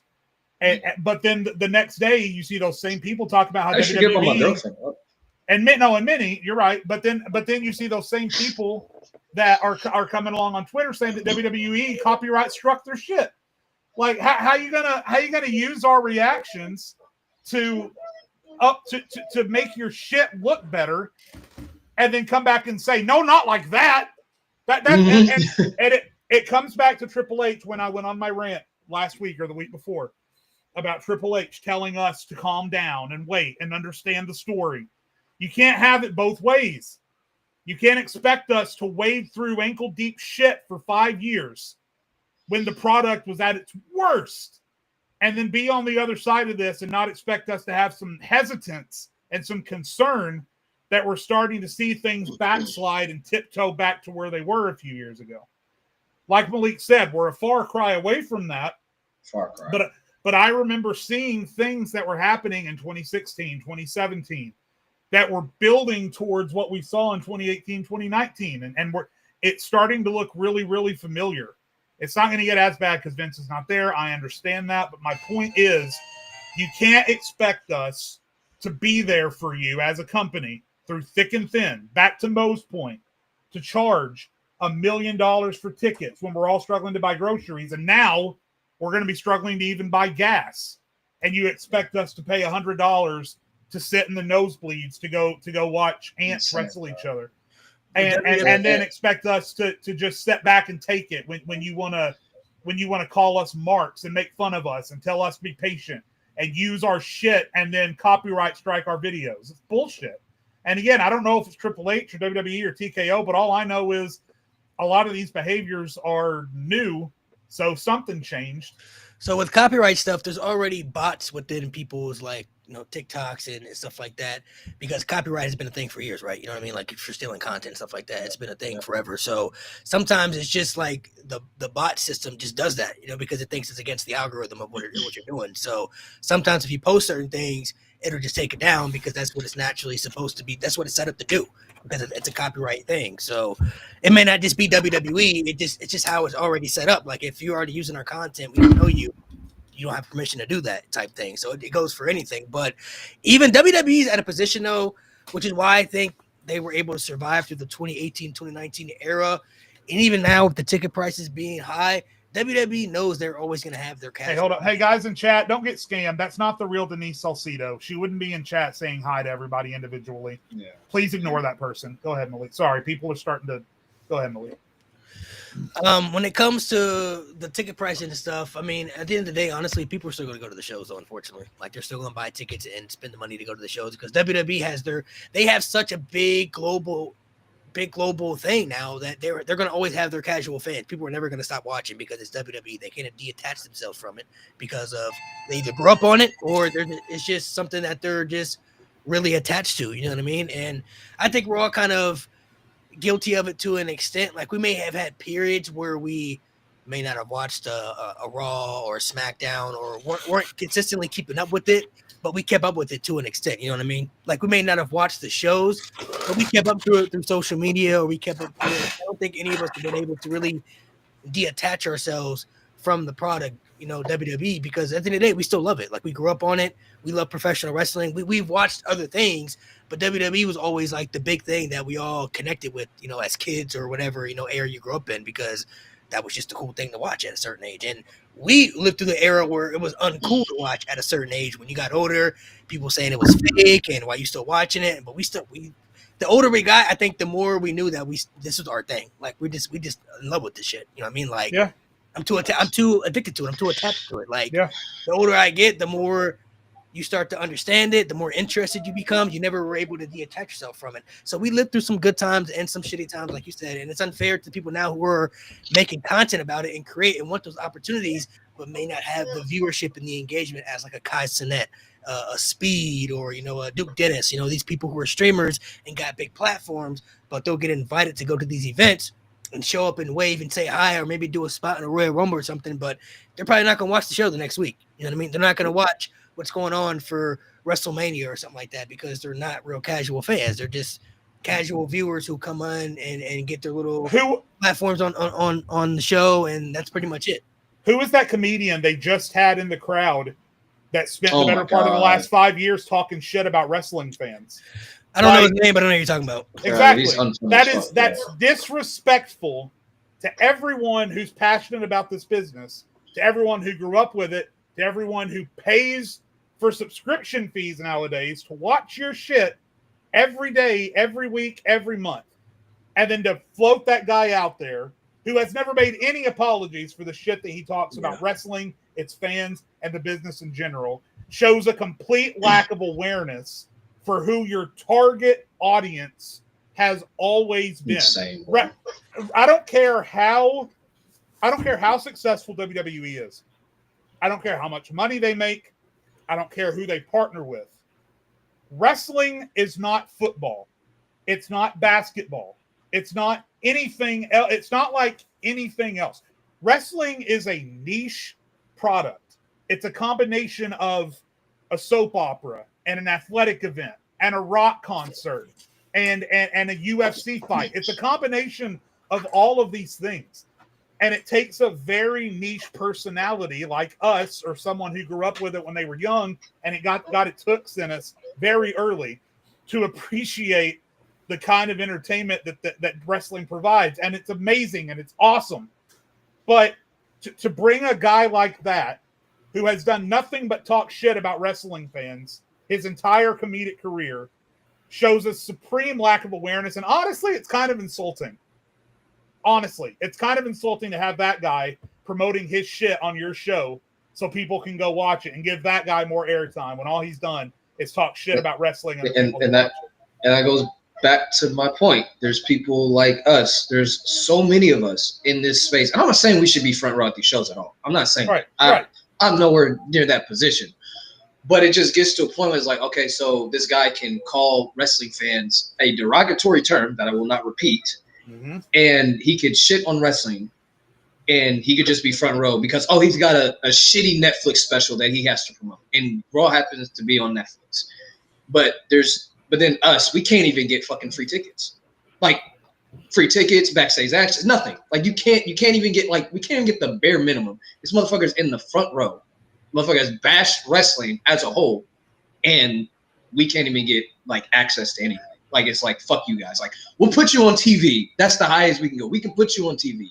That works for us. But everything else, because we're not going to let you go backstage. We're not going to let you make videos. We're not going to let you get, free tickets to anything. We're not going to have you at these events to actually talk to these wrestlers and actually and don't you dare put go back and forth. TikTok. God help you if you put this clip on TikTok. Yeah, God help us. Yeah, God help us if we're gonna strike your ass down. So, I to go back to everything, I don't think creatively TKO is ruining WWE. I think Triple H is just stagnant. I think he's just at a point where he got very comfortable, and he saw WrestleMania 40, and he said, okay, that was great. I got him locked in, and I'm gonna have him for this ride. WWE is riding high. And it's got his ego showing. His ego's really showing because if you remember before WrestleMania,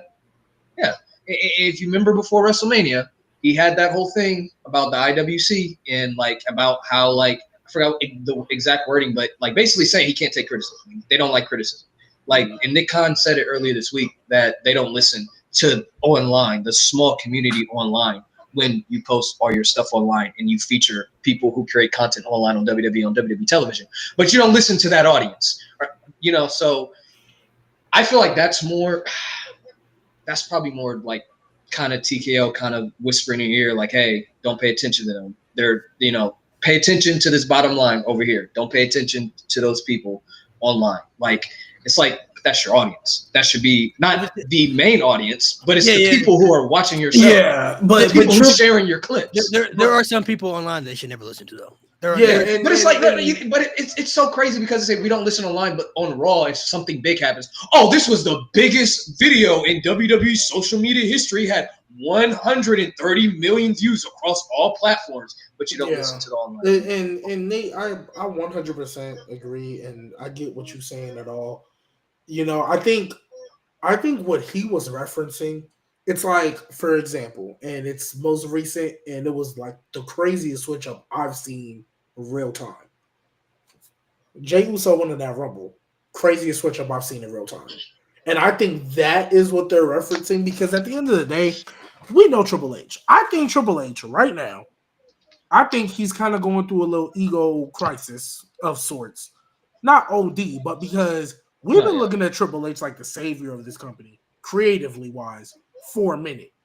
We saw what he did in Black and Gold. We said, man, he do this on the main roster? Wow. He got to the main roster. Wow, what a breath of fresh air. Wasn't perfect, but man, what a breath of fresh air. And now, because for a long time, if we were getting these consistent shows in 2017, 2018, 2019, we'd be saying WWE has the best run of shows ever all time. Because when the bar is already in hell, it's real easy to overcome that.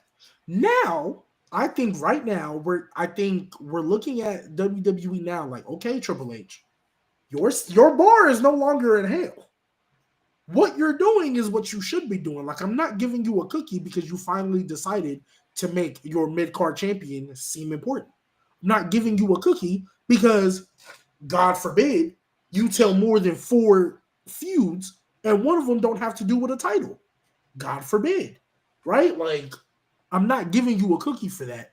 And I think rightfully so, there's things that you can criticize. Now, do people drag it? Absolutely. People do drag it. But I have to look and be like, okay, this is your baseline. It's kind of like OKC, right? I'm going to use OKC as an example. Even though they're a young team and they got their baseline is championship contender. I'm not going to look at OKC when they first got rid of Russ and PG and when they first rebuild and looked at them as a championship contender when they were still getting their feet wet, right? Still, breath still smelling like Similac, right? But now that you've been around for a while and you've clearly shown me, okay, you can play at this level, you're now championship contender level. Triple H, you have shown me. We got to the pinnacle of WrestleMania 40. You have shown me that your standard and where we should expect you to be base level is higher than probably it's been in, I won't even say a decade. I'll say 2. I'll say 2 decades is probably the highest it's ever been as far as what a baseline should be for your shows. If you are not consistently hitting that baseline, or if you're roller coasting up and down that baseline, criticism is going to be had. Nothing is going to be perfect. And I think right now, he was like, man, but I gave you WrestleMania 40. What's the problem? I think and 41 was like 40% good. Actually, it was only 30 because night 1 was horrific. Night 1 was horrific outside the main event. Hey, but I'm not gonna lie. Look, I put it like this. Triple H, I think the past 365 and maybe a little bit more, he's batting like 200. But when he do hit, it's a grand slam. When he hit, though, it's a grand slam. He get the RBIs, but he going 1 for 4 every time he up there, or 1 for 5 every time he up there. Every game is 1 for 5, but that one hit, man, he gets you a home run with 3 RBIs, and he'll steal a base in the process. He might get walked a couple times and steal a base, right? And that's cool and everything. I'm glad you're doing that. Can you just bat at 280 now? Like, can you bat 275 maybe? Like, get that average up a little bit and we're good. Be a little bit more consistent. That's what I feel. Because it's not like I'm looking for specific results out of the booking. I'm not looking for this guy win, this girl win, this match happen. I'm looking for consistency. Right. And I'm looking for, if you're going to have somebody on your roster, they need to have a reason to be there. And the fact that you've released all these people, you've still got all these other people left, and they look like they are barely hanging on. Prime example, Aleister Black. But right back to where he was 5 years ago in WWE, standing there like an idiot while John Cena and R-Truth are off doing something else. I mean, Andrade not doing shit. And Andrade's been there for long enough that it's starting to become a problem. I think Triple H might have forgotten that he re-signed Andrade, to be completely fair.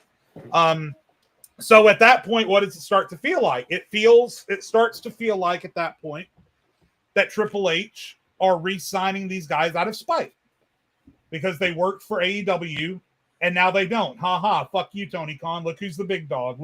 Look who my guys came crawling back to. But when they get back here and you don't have shit for them, and Andrade, it's not like he had shit going on and then suddenly didn't. Andrade had the Rumble, didn't do shit for 6 months, had a best of 7 with Carmelo, and hasn't done shit ever since then. So it's not like he was supposed to be doing something with Ray Phoenix and doing some type of feud. Ray Phoenix is another one. Yeah, and then that just like disappeared. Yeah, I don't know what happened. Real quick. He caught off real quick. So and low-key Rusev did too, bro. It looks really bad when you release all these people and still have nothing to do with everyone left on your roster. And then you sign all these people away from AEW, it starts to look really, really spiteful. And that's not the reason. I mean, for a long time, look, for a long time, and now the shoe's on the other foot, but AEW was doing the exact same thing. And they have nowhere near the amount of opportunity for TV time that WWE. This was at the time where they only had one show. Collision wasn't even a thing yet.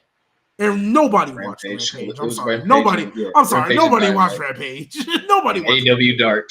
Yeah, Dark. Oh my god, I forgot that was a thing. But anyway. They had Dark Elevation, Rampage, and Dynamite at one time. Yeah. That was crazy. But my thing is, I'm not necessarily against signing the talent. Because just like when AEW was doing it, my thought process was, yeah, you should want to sign that talent. That is a great talent that could definitely add. And by virtue, it's going to bring new eyes to your product. And in AEW's case, you're a new company, so you need all the new eyes you can get, right? Even though I feel like now in 2025, we don't need it anymore. But that's why I honestly always understood why Chris Jericho was still on TV. Like earlier on, like I get it.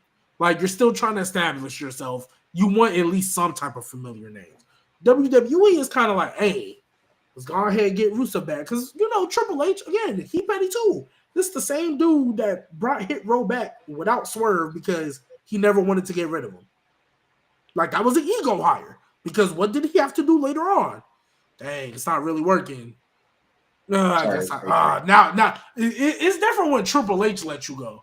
But if somebody else do it and Triple H didn't sign off on it, he brought a lot of people back. And he even admitted himself. He's like, yeah, I think I brought too many people back. Because he was like, hey, Vince did that, not me. Let me make it up to you. You know what I mean? And my thing is, I'm obviously not in this creative rooms, right? I'm not in this creative rooms. And at the end of the day, backstage politics are going to happen all the time. But just outside looking in, even though I'm not in these creative rooms, it's not hard to give people stories. It's not hard to tell consistent stuff, especially because what makes it different from AEW, you literally have a brand that puts on a 2-hour TV show every Tuesday that does it perfectly fine. They literally do it every Tuesday, damn near to perfection. Now, some people might not be over. Like, I might not be interested in some of the people they put on in these spots. Like, for the longest time, I wasn't a big Noam Dar fan. You can't tell me they didn't use that nigga, though. You can't tell me they didn't use Ora Mensah for a minute. Like, people gonna fade out. But why we're sitting here and Ray Phoenix has been a forgotten member? Was Penta even... Oh, well, he was on Raw because he attacked them people. When did that feud start? You know what I mean? Like, the Penta's now feuding with Seth Low faction. When did that start? King of the Ring.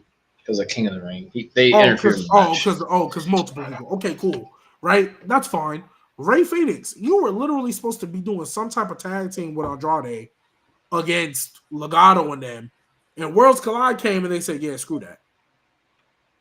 Yeah, we don't need you no more. Yeah. We're the AAA. We're the AAA World Tag Champs." Speaking of Seth's faction, and maybe we don't have time to get into this today, but they've relegated Braun Breaker from a main event star to a barking goon in a black suit.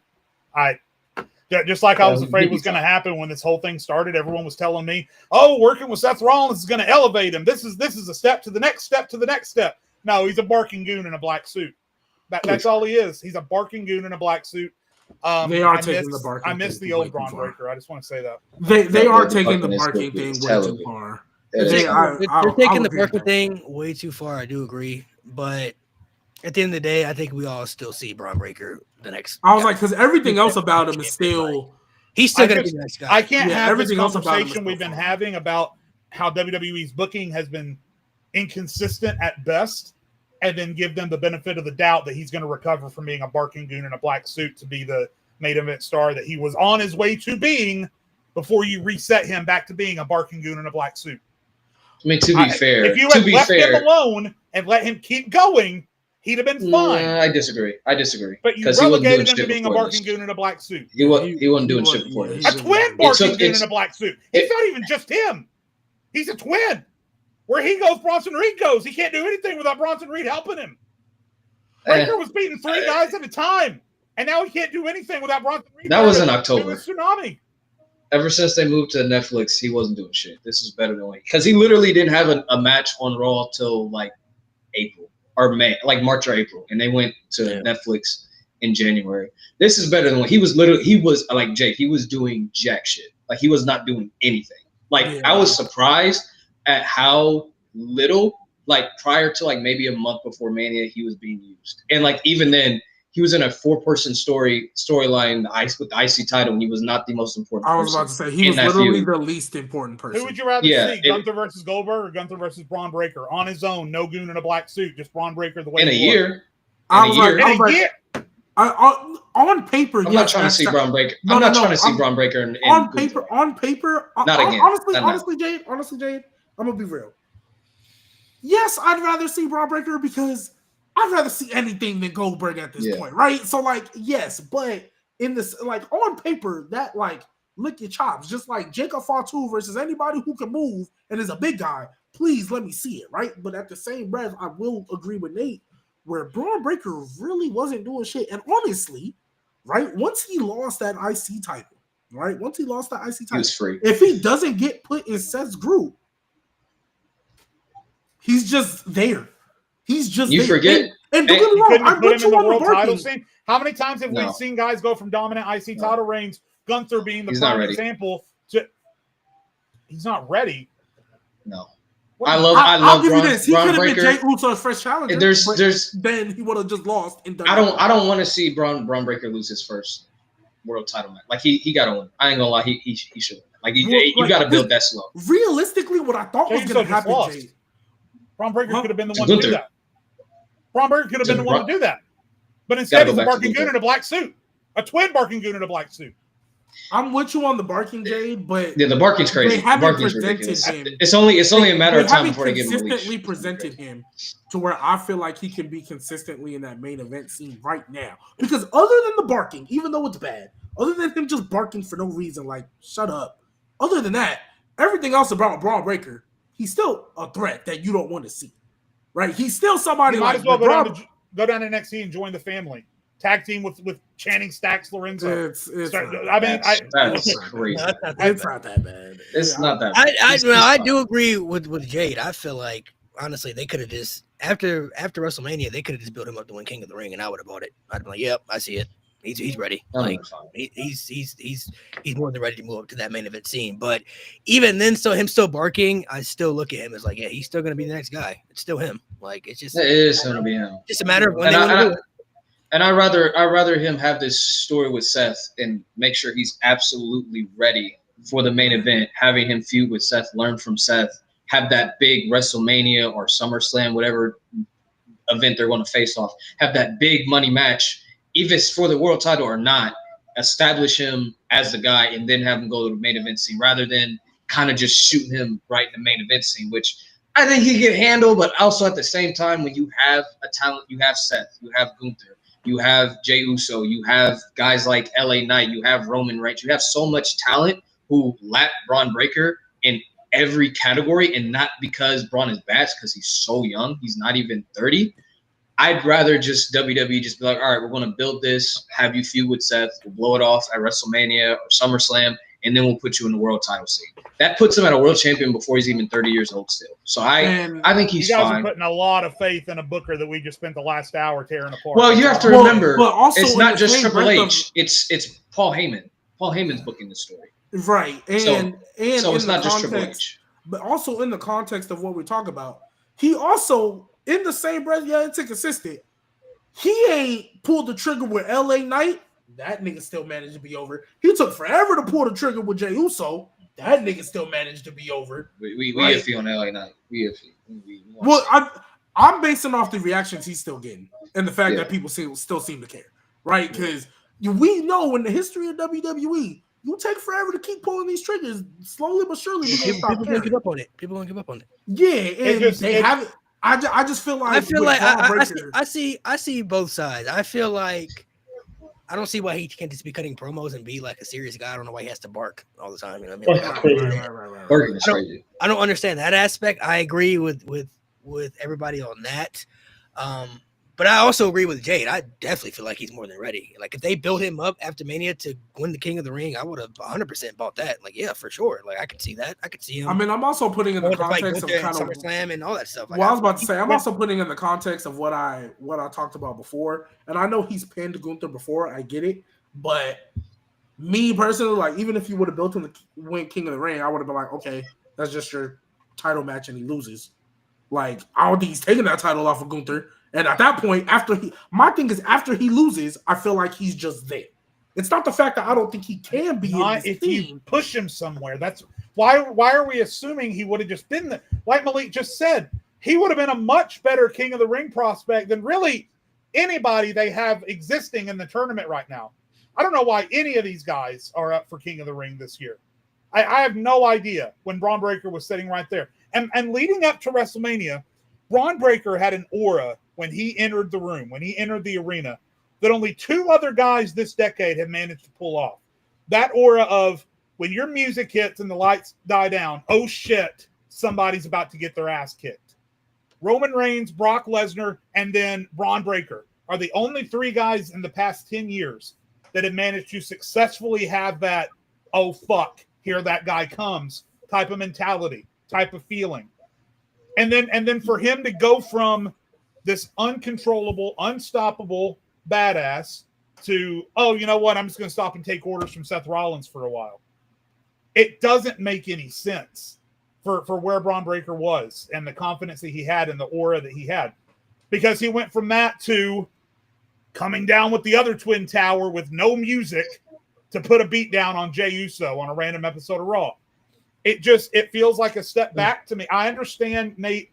I understand that their intent. I understand fully their intent. I get it. Totally get it. I'm with you. I understand the intent. But it doesn't feel like it was necessary for this guy. It would have been necessary for a guy like Carmelo to take the next step. For sure. It doesn't make any sense. Braun Breaker didn't need it. Bronson Reed, even though I have my issues and confusion with him being willing to be subservient to Seth Rollins after almost killing him 4 months ago, that's neither here nor there. He is a guy that needed it. Braun Breaker didn't need it. Yeah, I feel you. I feel you, but if they would have kept his IC title run strong, I'd be on it with you. But that shit was so ass. Yeah, he was. That shit was so ass. He needed this. Like I feel like Braun Breaker. He will. Jacob Fatu as well. You're right. Jacob Fatu is another guy. Like I feel like Braun Breaker was losing some of that steam. And then when 100%. When he joined Seth, it was kind of like, for me, it was kind of like, okay, we're back. Again, hate the barking. I'm with you on that. Hate the barking. Everything else about him, like, I'm perfectly fine. Yeah, because they almost had it again at the Royal Rumble when he Spirit Roman. They almost had it. They were so fucking close, and then they didn't do shit with him. And so when he Spirit Roman the night after WrestleMania, I was like, all right, here we go. This is the time. There we go. Just stop the fucking barking. The barking is ridiculous. I agree. Because they're trying to make him seem like he's an uncontrollable, has to be held back. But like I agree. Like earlier, like 6 months earlier, this man was making calculated moves to destroy his opponent. Literally, like he's not the smart. He's not the smartest. He's not a ring general, but like he knew what he was doing. He was in control. Yeah, like he literally made Adam Pearce look the other way and run back to the ring and spirit. I feel like so.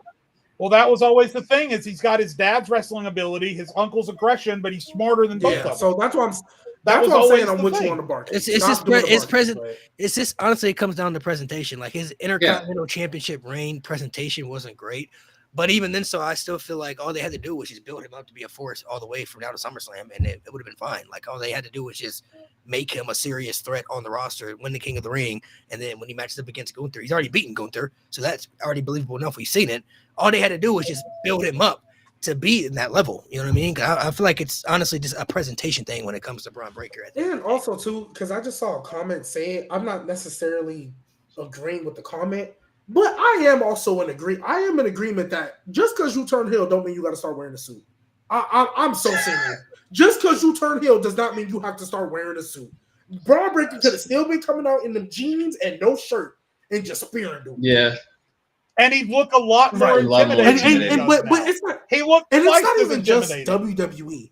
When Solo first turned heel on the Bloodline, oh my God, they put that nigga in a suit. I'm like, why?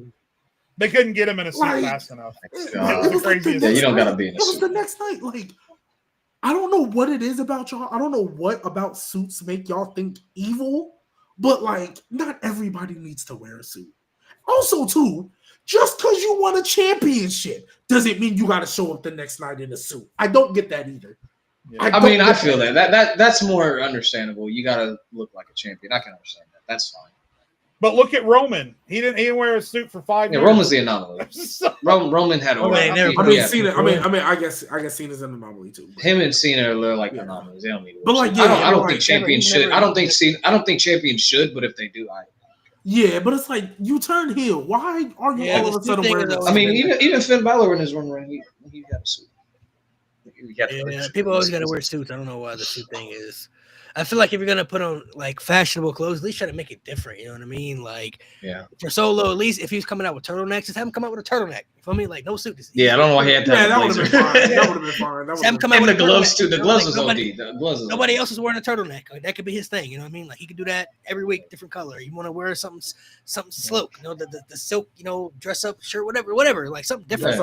Dress up like The Rock. All right, cool, fine. Whatever. Yeah, the suits is like. It makes it different, you know what I mean? Like like you said with The Rock, he come out with the Gucci stuff, but it's like the vest, you know what I mean? It's different. They did have the Street Profits wearing suits too. Yeah. Cut it out, bro. Cut it out. They did have the Street Profits wearing. Hey, I gotta jump off at my normal time, but real quick, assuming Hallie is healthy, who do we have in game 7? I'm going with the Sirs. I've been going with the Sirs the whole time. I'm going with the Sirs. I'm throwing my names. I got the Pacers, bro. I bet on the Pacers. You all have the Pacers? Yeah, I want to see them win, bro. I want to see them win. I do too. I mean, I want to pick the Pacers, but I just have a hard time in OKC. Well, they already proved they can win in game 1, though. So game 1. Here's the thing. It's really going to depend on one man determines the winner of this game. It's not Shea. It's not Tyrese. It's not even the spin cycle. It's that motherfucker Lou Dort. That motherfucker Lou Dort. Because if that nigga start acting like he Klay Thompson, it's up. It's up. Yeah.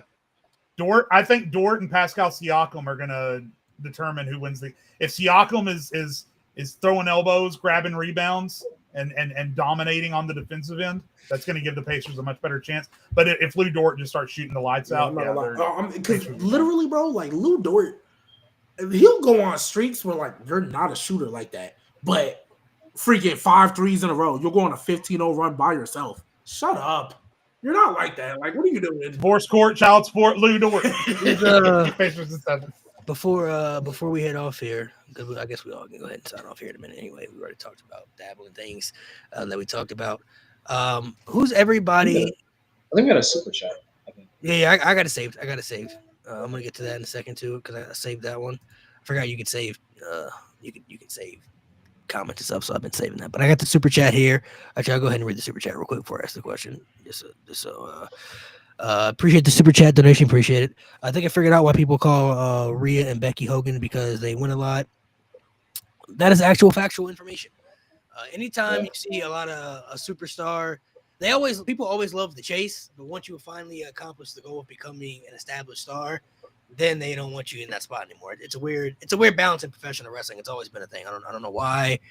I'm not sure, but like anytime somebody gets built up to become the man or the woman, it's always fun to support them then. And then when they finally get the championship and they become an established star, and then they keep them there and they win championships time after time, then they become, Becky Hogan, or Hulk Hogan has to be attached to it every single time. All of a sudden, you know what they started saying about Gunther? Y'all see what they started saying about Gunther when he won the second time? What? Oh, y'all don't know how to put Gunther without a world title. Oh my god. That's literally his character. That I was like, every time I see people say that, I'm like, yeah, you didn't watch NXT. It's okay. Yeah, you didn't. Yeah, it's okay. Who is one WWE legend that you do not have in your top 10 all time? Yeah, I know my answer. We're gonna circle around. Everybody can give an answer. One WWE legend that is still a legend in your eyes, but you don't have them in your top 10. I mean, the one that everyone knows about, obviously, is Hulk Hogan. I mean, I have my reasons. I've explained them repeatedly over the past 2.5 whatever years. Hulk Hogan, and also obviously it's been we made several episodes off of this statement, but I don't have Triple H as high as everyone else does. So those would be the two big ones. Would be Hulk Hogan and Triple H. You got The Rock in your top 10. Obviously, he was in your 10 for a minute.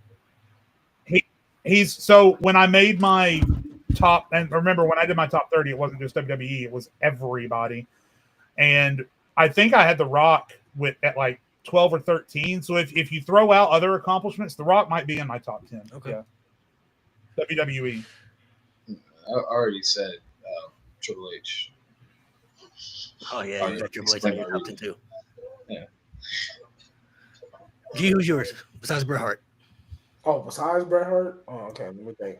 I was like, that's really the main one. Besides Bret Hart. Well, I recently moved Roman, and I moved Roman in there, obviously. I didn't drop The Rock that far, even though it's funny to troll him. I didn't drop him that far. I did say Kofi over Triple H. Yeah, that was crazy. Yeah, that was crazy. I guess the one that low-key could get pushed out, and I probably wouldn't say too much about, is Edge. Even though I still have him there, if somebody decided to go ahead and make that Seth Rollins flip, kind of throw my hands up. Even though I do think Edge still has I guess the iconic and the impact, for sure, impact in the tag team. Like, unfortunately, Seth Shield was great. That little run you had with Dean was great, but it's not going to touch that, right? I do think their singles career are pretty close, like parallel-wise. Edge had the first cash in. Seth probably has the greatest. They have their great moments in ring and their good feuds. So I probably wouldn't trip. That's probably the only one I think I've taken out. Everybody else in my top 10 pretty much locked there. Somebody else got to show me. I will say Cody's on the way though. If Cody kind of Cody give me that heel run I'm waiting on, he'll be there. Cody's on the way. Okay. Yeah, I think Cody's on the way. I think you kind of can't deny that at this point. Like, I'm not saying you got to put him 10, but he definitely top 15 at this point. Cody top 15? I think you have to at this point. I think you have to. Like top 25. Top 25. Well, the reason why I feel like you have to, and y'all know me, even though Cody top 15. Are we talking WWE or WWE? All total? Top 15? Top 15 is crazy. Well, I'll explain it in a second. I'll let maybe top. Okay, hold on. Let me start naming people. I'll start naming people, and then you'll just say yes or no whether Cody's above that person. Now, I'm assuming you're talking about. Okay. When you say yes, I'm assuming you're going to say that Cody's had a better career than them. He's peaked higher than them. However you're going to. Right. Some of the obvious ones we know, like Undertaker. No. Hulk Hogan. No. Unbiased, no. I know we hate him, Jade, but no. Just skip me. Randy Orton? No. Roman Reigns? Not yet. No. Seth Rollins? No. Edge? No. Austin? No. Rock? No. Cena? No, obviously. Obviously not. Kurt Angle? In WWE? Yeah, WWE. Yes. That's WWE. where we kind of start. I'd put Cody over In Angle. WWE, yeah. In WWE, yeah. Oh, no. Kurt Angle 6 years is kind of crazy. I mean, but Cody's had a crazy peak. He never main event or main WrestleMania. And Cody's done that, what, 3 times? Oh, Kurt Angle never made WrestleMania. Oh, yeah, he did. He did. He made it WrestleMania. And Kurt Angle got one of the crazy rookie years ever, too, though. No, you're right. All right, what about Jericho? WWE? WWE, yeah. WWE. WWE, that's where he's kind of at. He's kind of in that, like, I'm going to put him over him, but, like. Over Jericho? I might have to, bro. I might have to. I'm going to put Jericho over Cody for now, too, but if Cody gets one more main event, big world title run, he's leapfrogging him. Yeah, it's very close. Yes. Yeah, he cleared that nigga. Yeah, better WWE career than Rey Mysterio, yeah. Sadly, that's hard. Yes. Sadly, yes, though. This is very close. It's super close. Because I'm going to say yes. Punk right now, for me, is floating around my top 15. The only thing Punk had over him before Cody came back was those world title wins he had before he left. But now Cody has surpassed that with the 2 Royal Rumbles, 2 WrestleMania main events. What about Shawn Michaels is a no? No. Triple H is a no. Is a no. Well, I don't know for Jade. It should be a no. For me, it's a no, but for Jade, it might not be. No. For Jade, it might not be. Bret Hart? Yeah, he's over Bret. Yeah. So the reason why I said I feel like for me he's got to be top 15 is because at least with me, if you have great longevity, I definitely add it to you. But like for me, because like I have guys like Austin and I have people with short peaks that I rank highly. I mean, shit, Roman Reigns that jumped all the way to 5 for me just because of that peak, right? When it comes to Cody, no, Cody didn't have a Roman Reigns, Stone Cold, Austin-like peak, but 2 Royal Rumbles, 3 WrestleMania main events, and you ended one of the you was the face of the company, ended one of the longest title reigns in history, and I mean, he had a really good title run, that 365 he had, and he about to get it back. So for me, just based on you also got to remember his first run too. His first run was. He was started. Yeah, if we always talking about we always talking about lows on here too. Stardust is a low. Right. It is a low. So that's why I'm like, it's not as low as Big Dog, but it's definitely right. But in fairness, we're talking about Jobber though. Roman was main event. No, dude, that was not a main event. That was not a main. I'm not Stardust and Big Dog as far as like the level of damage that did to someone's career is nowhere near because they weren't putting Stardust against Brock Lesnar in that main event. They were putting Stardust against. But Stardust was we're talking about a jobber though. Like you're not important. No, he's a jobber. You're basically telling me, like you're not important to our brain. That's basically what Stardust. No, it was bad. I would say it was bad, but at least he wasn't in the main event position. They were like, we're gonna give you Stardust. You know, like they weren't pushing. I wouldn't. He wasn't in the main event position, but if I'm looking at it, I think I would much rather have a bad gimmick in the main event spot than have a bad gimmick and just say you're a jobber, you're not important to our show. Like it doesn't matter. It doesn't matter what you prefer. That your ranking is going to be hurt severely if your bad gimmick is pushed as the biggest thing in this company versus making a jobber. Being a jobber definitely takes you like out of top 10 conversation. Like Cody, I don't think will ever be top 10 because of that Stardust shit. Like you being a jobber, it will take you out of top 10. I don't think it'll take him out of top 15, but definitely takes him out of top 10. Cody will never be top 10. For me, no. If you say Stardust is as bad as it, like being a jobber, yeah, it's bad. Like you're a jobber. Like there's no jobbers in the top 10. Like obviously, when you start off, you're going to be you got to start somewhere. But Cody was like in the middle of his career. Like he wasn't a main eventer.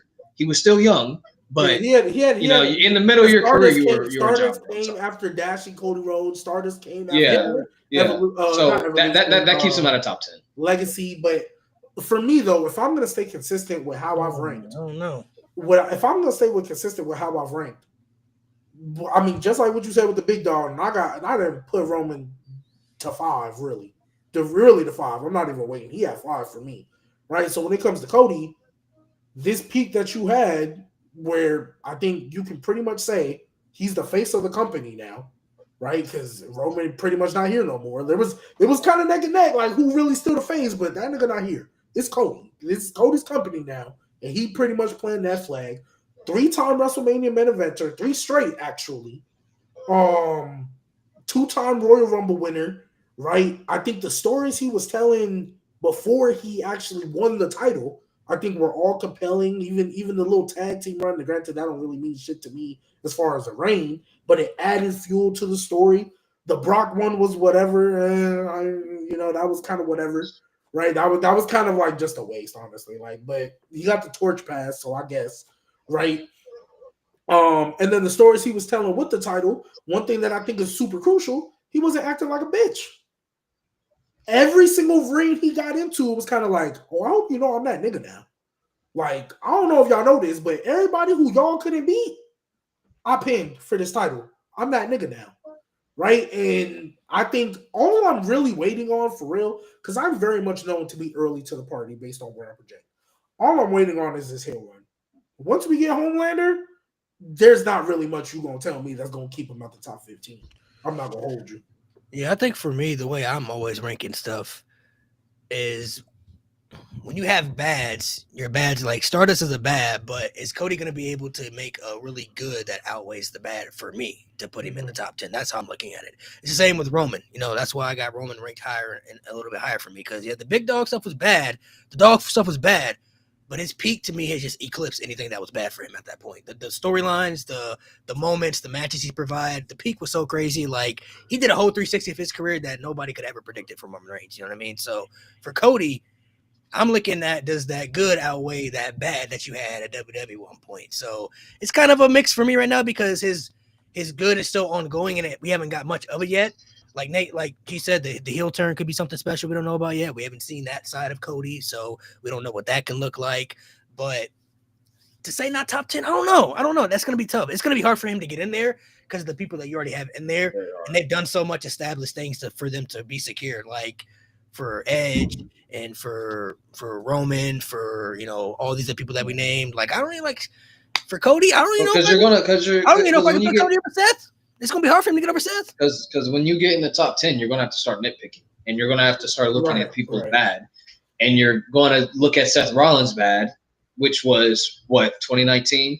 And then you're going to look at Stardust. So it's like, it's like, come on, bro. Like, it's Seth Rollins, not 2019 was bad, but it was not Stardust.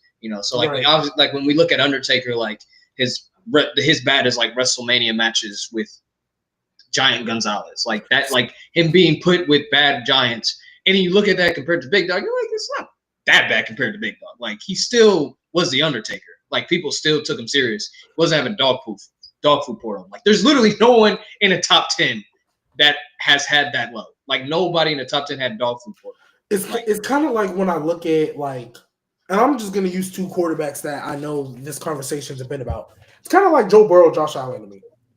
With Josh Allen, there's going to be a CTE game where he's literally punting the ball to the defense. And then there's going to be oh my gosh, he's in the Mahomes conversation, right? And yeah, you'll kind of get your consistently, but there'll definitely be them highs and there'll be them lows. Whereas Joe Burrow, right, after we get through week 3, right, because he always starts the season slow, he's pretty much always here, right? And it might be a high, but it's always consistent. He'll have his low, but it'll pretty much always be consistent.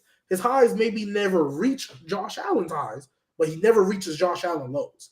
And that's kind of like when we really have these conversations, it's kind of like, okay, what do you value more? Do you value the overall consistency across the entirety of your career? Or are you going to look at, yeah, he did give me this, but when he gave me this, couldn't touch it. If you look at the Cody and Seth, like, Seth has never had a bad, like, Stardust. Right. But I don't know if Seth's ever had a peak like we've seen from Cody, though. And, and it's about what you value at that point. So I think it kind of it's a weird balance. You know what I mean? Like, Roman Reigns' dog food was really bad, but I feel like Roman was at a stage where he felt so bulletproof. It just certain people can take L's like that, and you just know at the end of the day, like, yeah, that's still their guy though. Like we saw John Cena lose a match to Kevin Federline as he was the WWE champion on Raw. He was literally their top champion, and he lost a match to Britney Spears' ex-husband. But I don't think people looked at John Cena differently. Like, yeah, he lost to John Laurinaitis. He lost to John Laurinaitis in the main event of a pay-per-view. But I don't think anybody else on that roster at that time frame loses a pay-per-view main event to John Laurinaitis. You're cooked. You're done for it. Even if it was CM Punk, I'd be like, yeah, you're done. I don't know how you do it. CM Punk would have lost to John Laurinaitis. Isn't it true that CM Punk was supposed to lose to Kevin Nash?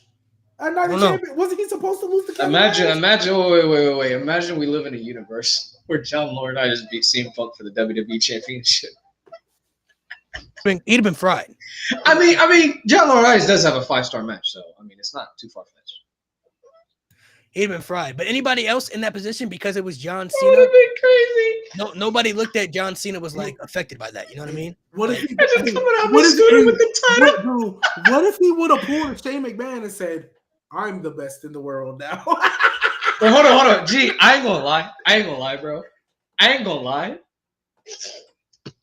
If it wasn't Vince booking it, I think you could have a good cook if it wasn't Vince. Like if you actually had some nuance to it, it could actually cook. Nasty. To see a Punk at the height of his powers? That'd be nasty. Like, bro, probably towards like SummerSlam. Put it SummerSlam. Because you got to think too, CM Punk was the champion. He still wasn't even the vocal point of the show. He wasn't even main eventing shows. He was in the middle of shows. We know because they was getting ready for Cena versus The Rock again. We know that. Yeah. No, but I'm saying even if Cena lost, Cena was still he was main eventing with John Laurinaitis over Daniel Bryan and CM Punk. Daniel Bryan and CM Punk. That's insane. Big Show and John Cena got a main event over CM Punk at a pay-per-view. Like we know that's. But I mean, you also gotta. I mean, we know how Vince was at the time. I don't care who was your champion. I feel like if anybody else but John Cena. But there's certain, like I said, there's certain people that you know are bulletproof. Like when Cena cooked Roman on the mic, it was embarrassing. But I think we also felt like Roman still won the match though. Like We knew. He's still the guy. He's still the guy. It's okay. He took an L, but they still like him. You don't think he bounced back? The couple weeks when he he beat Roman. He beat Cena. No. I'm not talking about in the match. I'm talking about in the promo. I mean, he had a little bounce back, but it was like anybody else in that position. Like when he cooked Austin Theory, bro, it was done. You're done. You feel me? Like it's over. We didn't view Roman Reigns in that same aspect. It was like even though we still knew Austin Theory was going to win that match, he was cooked. Yeah, Roman Reigns though, you got it, bro. You'll be all right. He made it at WrestleMania the next year again. You know what I mean? Like he's all right. So CM Punk. So there's CM Punk losing John Laurinaitis. It would have been good, but I mean, still would have been. I think somebody said CM Punk could have survived that. Oh no, there's only two people that could have survived that at that time that you knew were established Vince guys. It would have been Cena and Brock Lesnar. Only two guys that would have been established. Imagine Lesnar goes rogue. Imagine Lesnar goes rogue against Laurinaitis and Laurinaitis beats him. That would have been crazy. Because of Big Show, and they run Brock Lesnar and Big Show in 2012. Run that back. I mean, they did it in 2013. I was about to say, run that. Yeah. Oh my god. I think it was 2014. Royal Rumble 2014 when they did it was a little filler match. Hold on, don't let me fantasy book now. Dang, did Brock Lesnar also fight like Mark Henry and Kane or something at the show? Yeah, too? No, he fought Mark Henry on house show or something. No, it was a pay-per-view match. They built to it. No, they never had a pay-per-view. I think it was a televised house. He came out and beat up Mark Henry one time. Came out and beat him up. Oh yeah. And then Big Show. I think that was Royal Rumble 2014. That was 2014 Royal Rumble. So who did he have that triple threat with? Oh, it was Braun Strowman. That's what it was. Braun Strowman and Kane. When Braun Strowman clocked him wouldn't need him in the face, and Brock Lesnar came back. They only did that so Kane could take the pin. You know what I mean? So Kane, of course. Kane could take the pinfall in that match. Otherwise, he was. That's literally anytime they do triple threat matches, I'm like, who's in it? Because I know it's because you want to protect the other guy. Like, let's be real. When they had Gunther, Damian Priest, Finn Balor, we knew why Finn Balor was in that triple threat match. There's only very few triple threat matches that you did like when they did Drew, Sheamus, and Drew, Sheamus, and Gunther at WrestleMania. I felt any of those three guys could have won. Like any of these three guys could win the match. Right. Like I didn't look at anybody like in that match like you're here to take the pin. Like I didn't know who was taking the pin at the end of the day. Like, honestly, I did feel like if anybody, like if I had to put my money on it, I was like, it's gonna be Drew. Like that's the one person I was like, yeah, you're probably not walking out with that. Either Sheamus is getting his first one, or Gunther's retaining. I definitely think Drew was like the last. But when Drew came out in the white, I was like, oh, they might give it to him. I was like, they might give it to him. Yeah. It's an equal. It's an equal value. So, I guess. I don't know. So wait. I know we got Santino winning the Chamber in 2012. We pushing that agenda that Laurinaitis could have been WWE champion. No, not in 2012. Who would have wanted that? Who would have wanted that? Nobody would have cheered for that. 2012, because especially with Did Stardust ever win a title? Tag team title. I think the tag titles. Yeah, with his brother, right? We'll go with this. Yeah, I'm gonna start pushing that. Every time we bring up Santino. Oh no, that'd have been nasty. Because if Laurinaitis would have been the champion, you know who they started pushing after? Like not too long after, Ryback. Ryback versus Laurinaitis. Wait, in fairness, Ryback could have won that title. No, he was over. He was definitely over. He could have won that title. Over. Hey, I'm not gonna lie. I remember when he said it, everybody was like, man, this nigga bugging. Brad Maddox. That name did live forever. We will never forget the name Brad Maddox. All right, G. We will never forget. Let's turn the page on that, all right? Wow. End the show. We don't remember Brad Maddox for those reasons, bro. End the show. Oh my god. This man. That was elite. We had 2 hours. We're perfect. Yeah, it's perfect way to end the show, man. Make sure y'all subscribe to the show, man. Subscribe to the pod. We'll be back next week, man, for the Night of Champions recap. Make sure y'all be on the lookout. Tune in. Are you going to Raw tomorrow? I think Nate's going to Raw tomorrow. I will not be at Raw tomorrow. Yeah, I'm gonna try to be there. Where did you get club seats? Oh, no, I want to be there. Everybody takes the day. It'll be cheaper to buy the day of anyway. So yeah, it's just because like where I like to sit. So when I went to SmackDown, I didn't sit like obviously on the floor, but like that section right before where you see the fans. Well, those were club seats when I went, and I was club seats getting expensive though for a show. Bro, at the time, I only spent like $230. I was like, for club seats, this is elite. I spent $230. The only thing that sucked about that SmackDown, literally the week before and the week after, Jey Uso came through where I was sitting in that section. I was at the edge of the day, but that SmackDown he didn't show up. I was sick. But he literally showed up the week before and the week after. Sick to my stomach.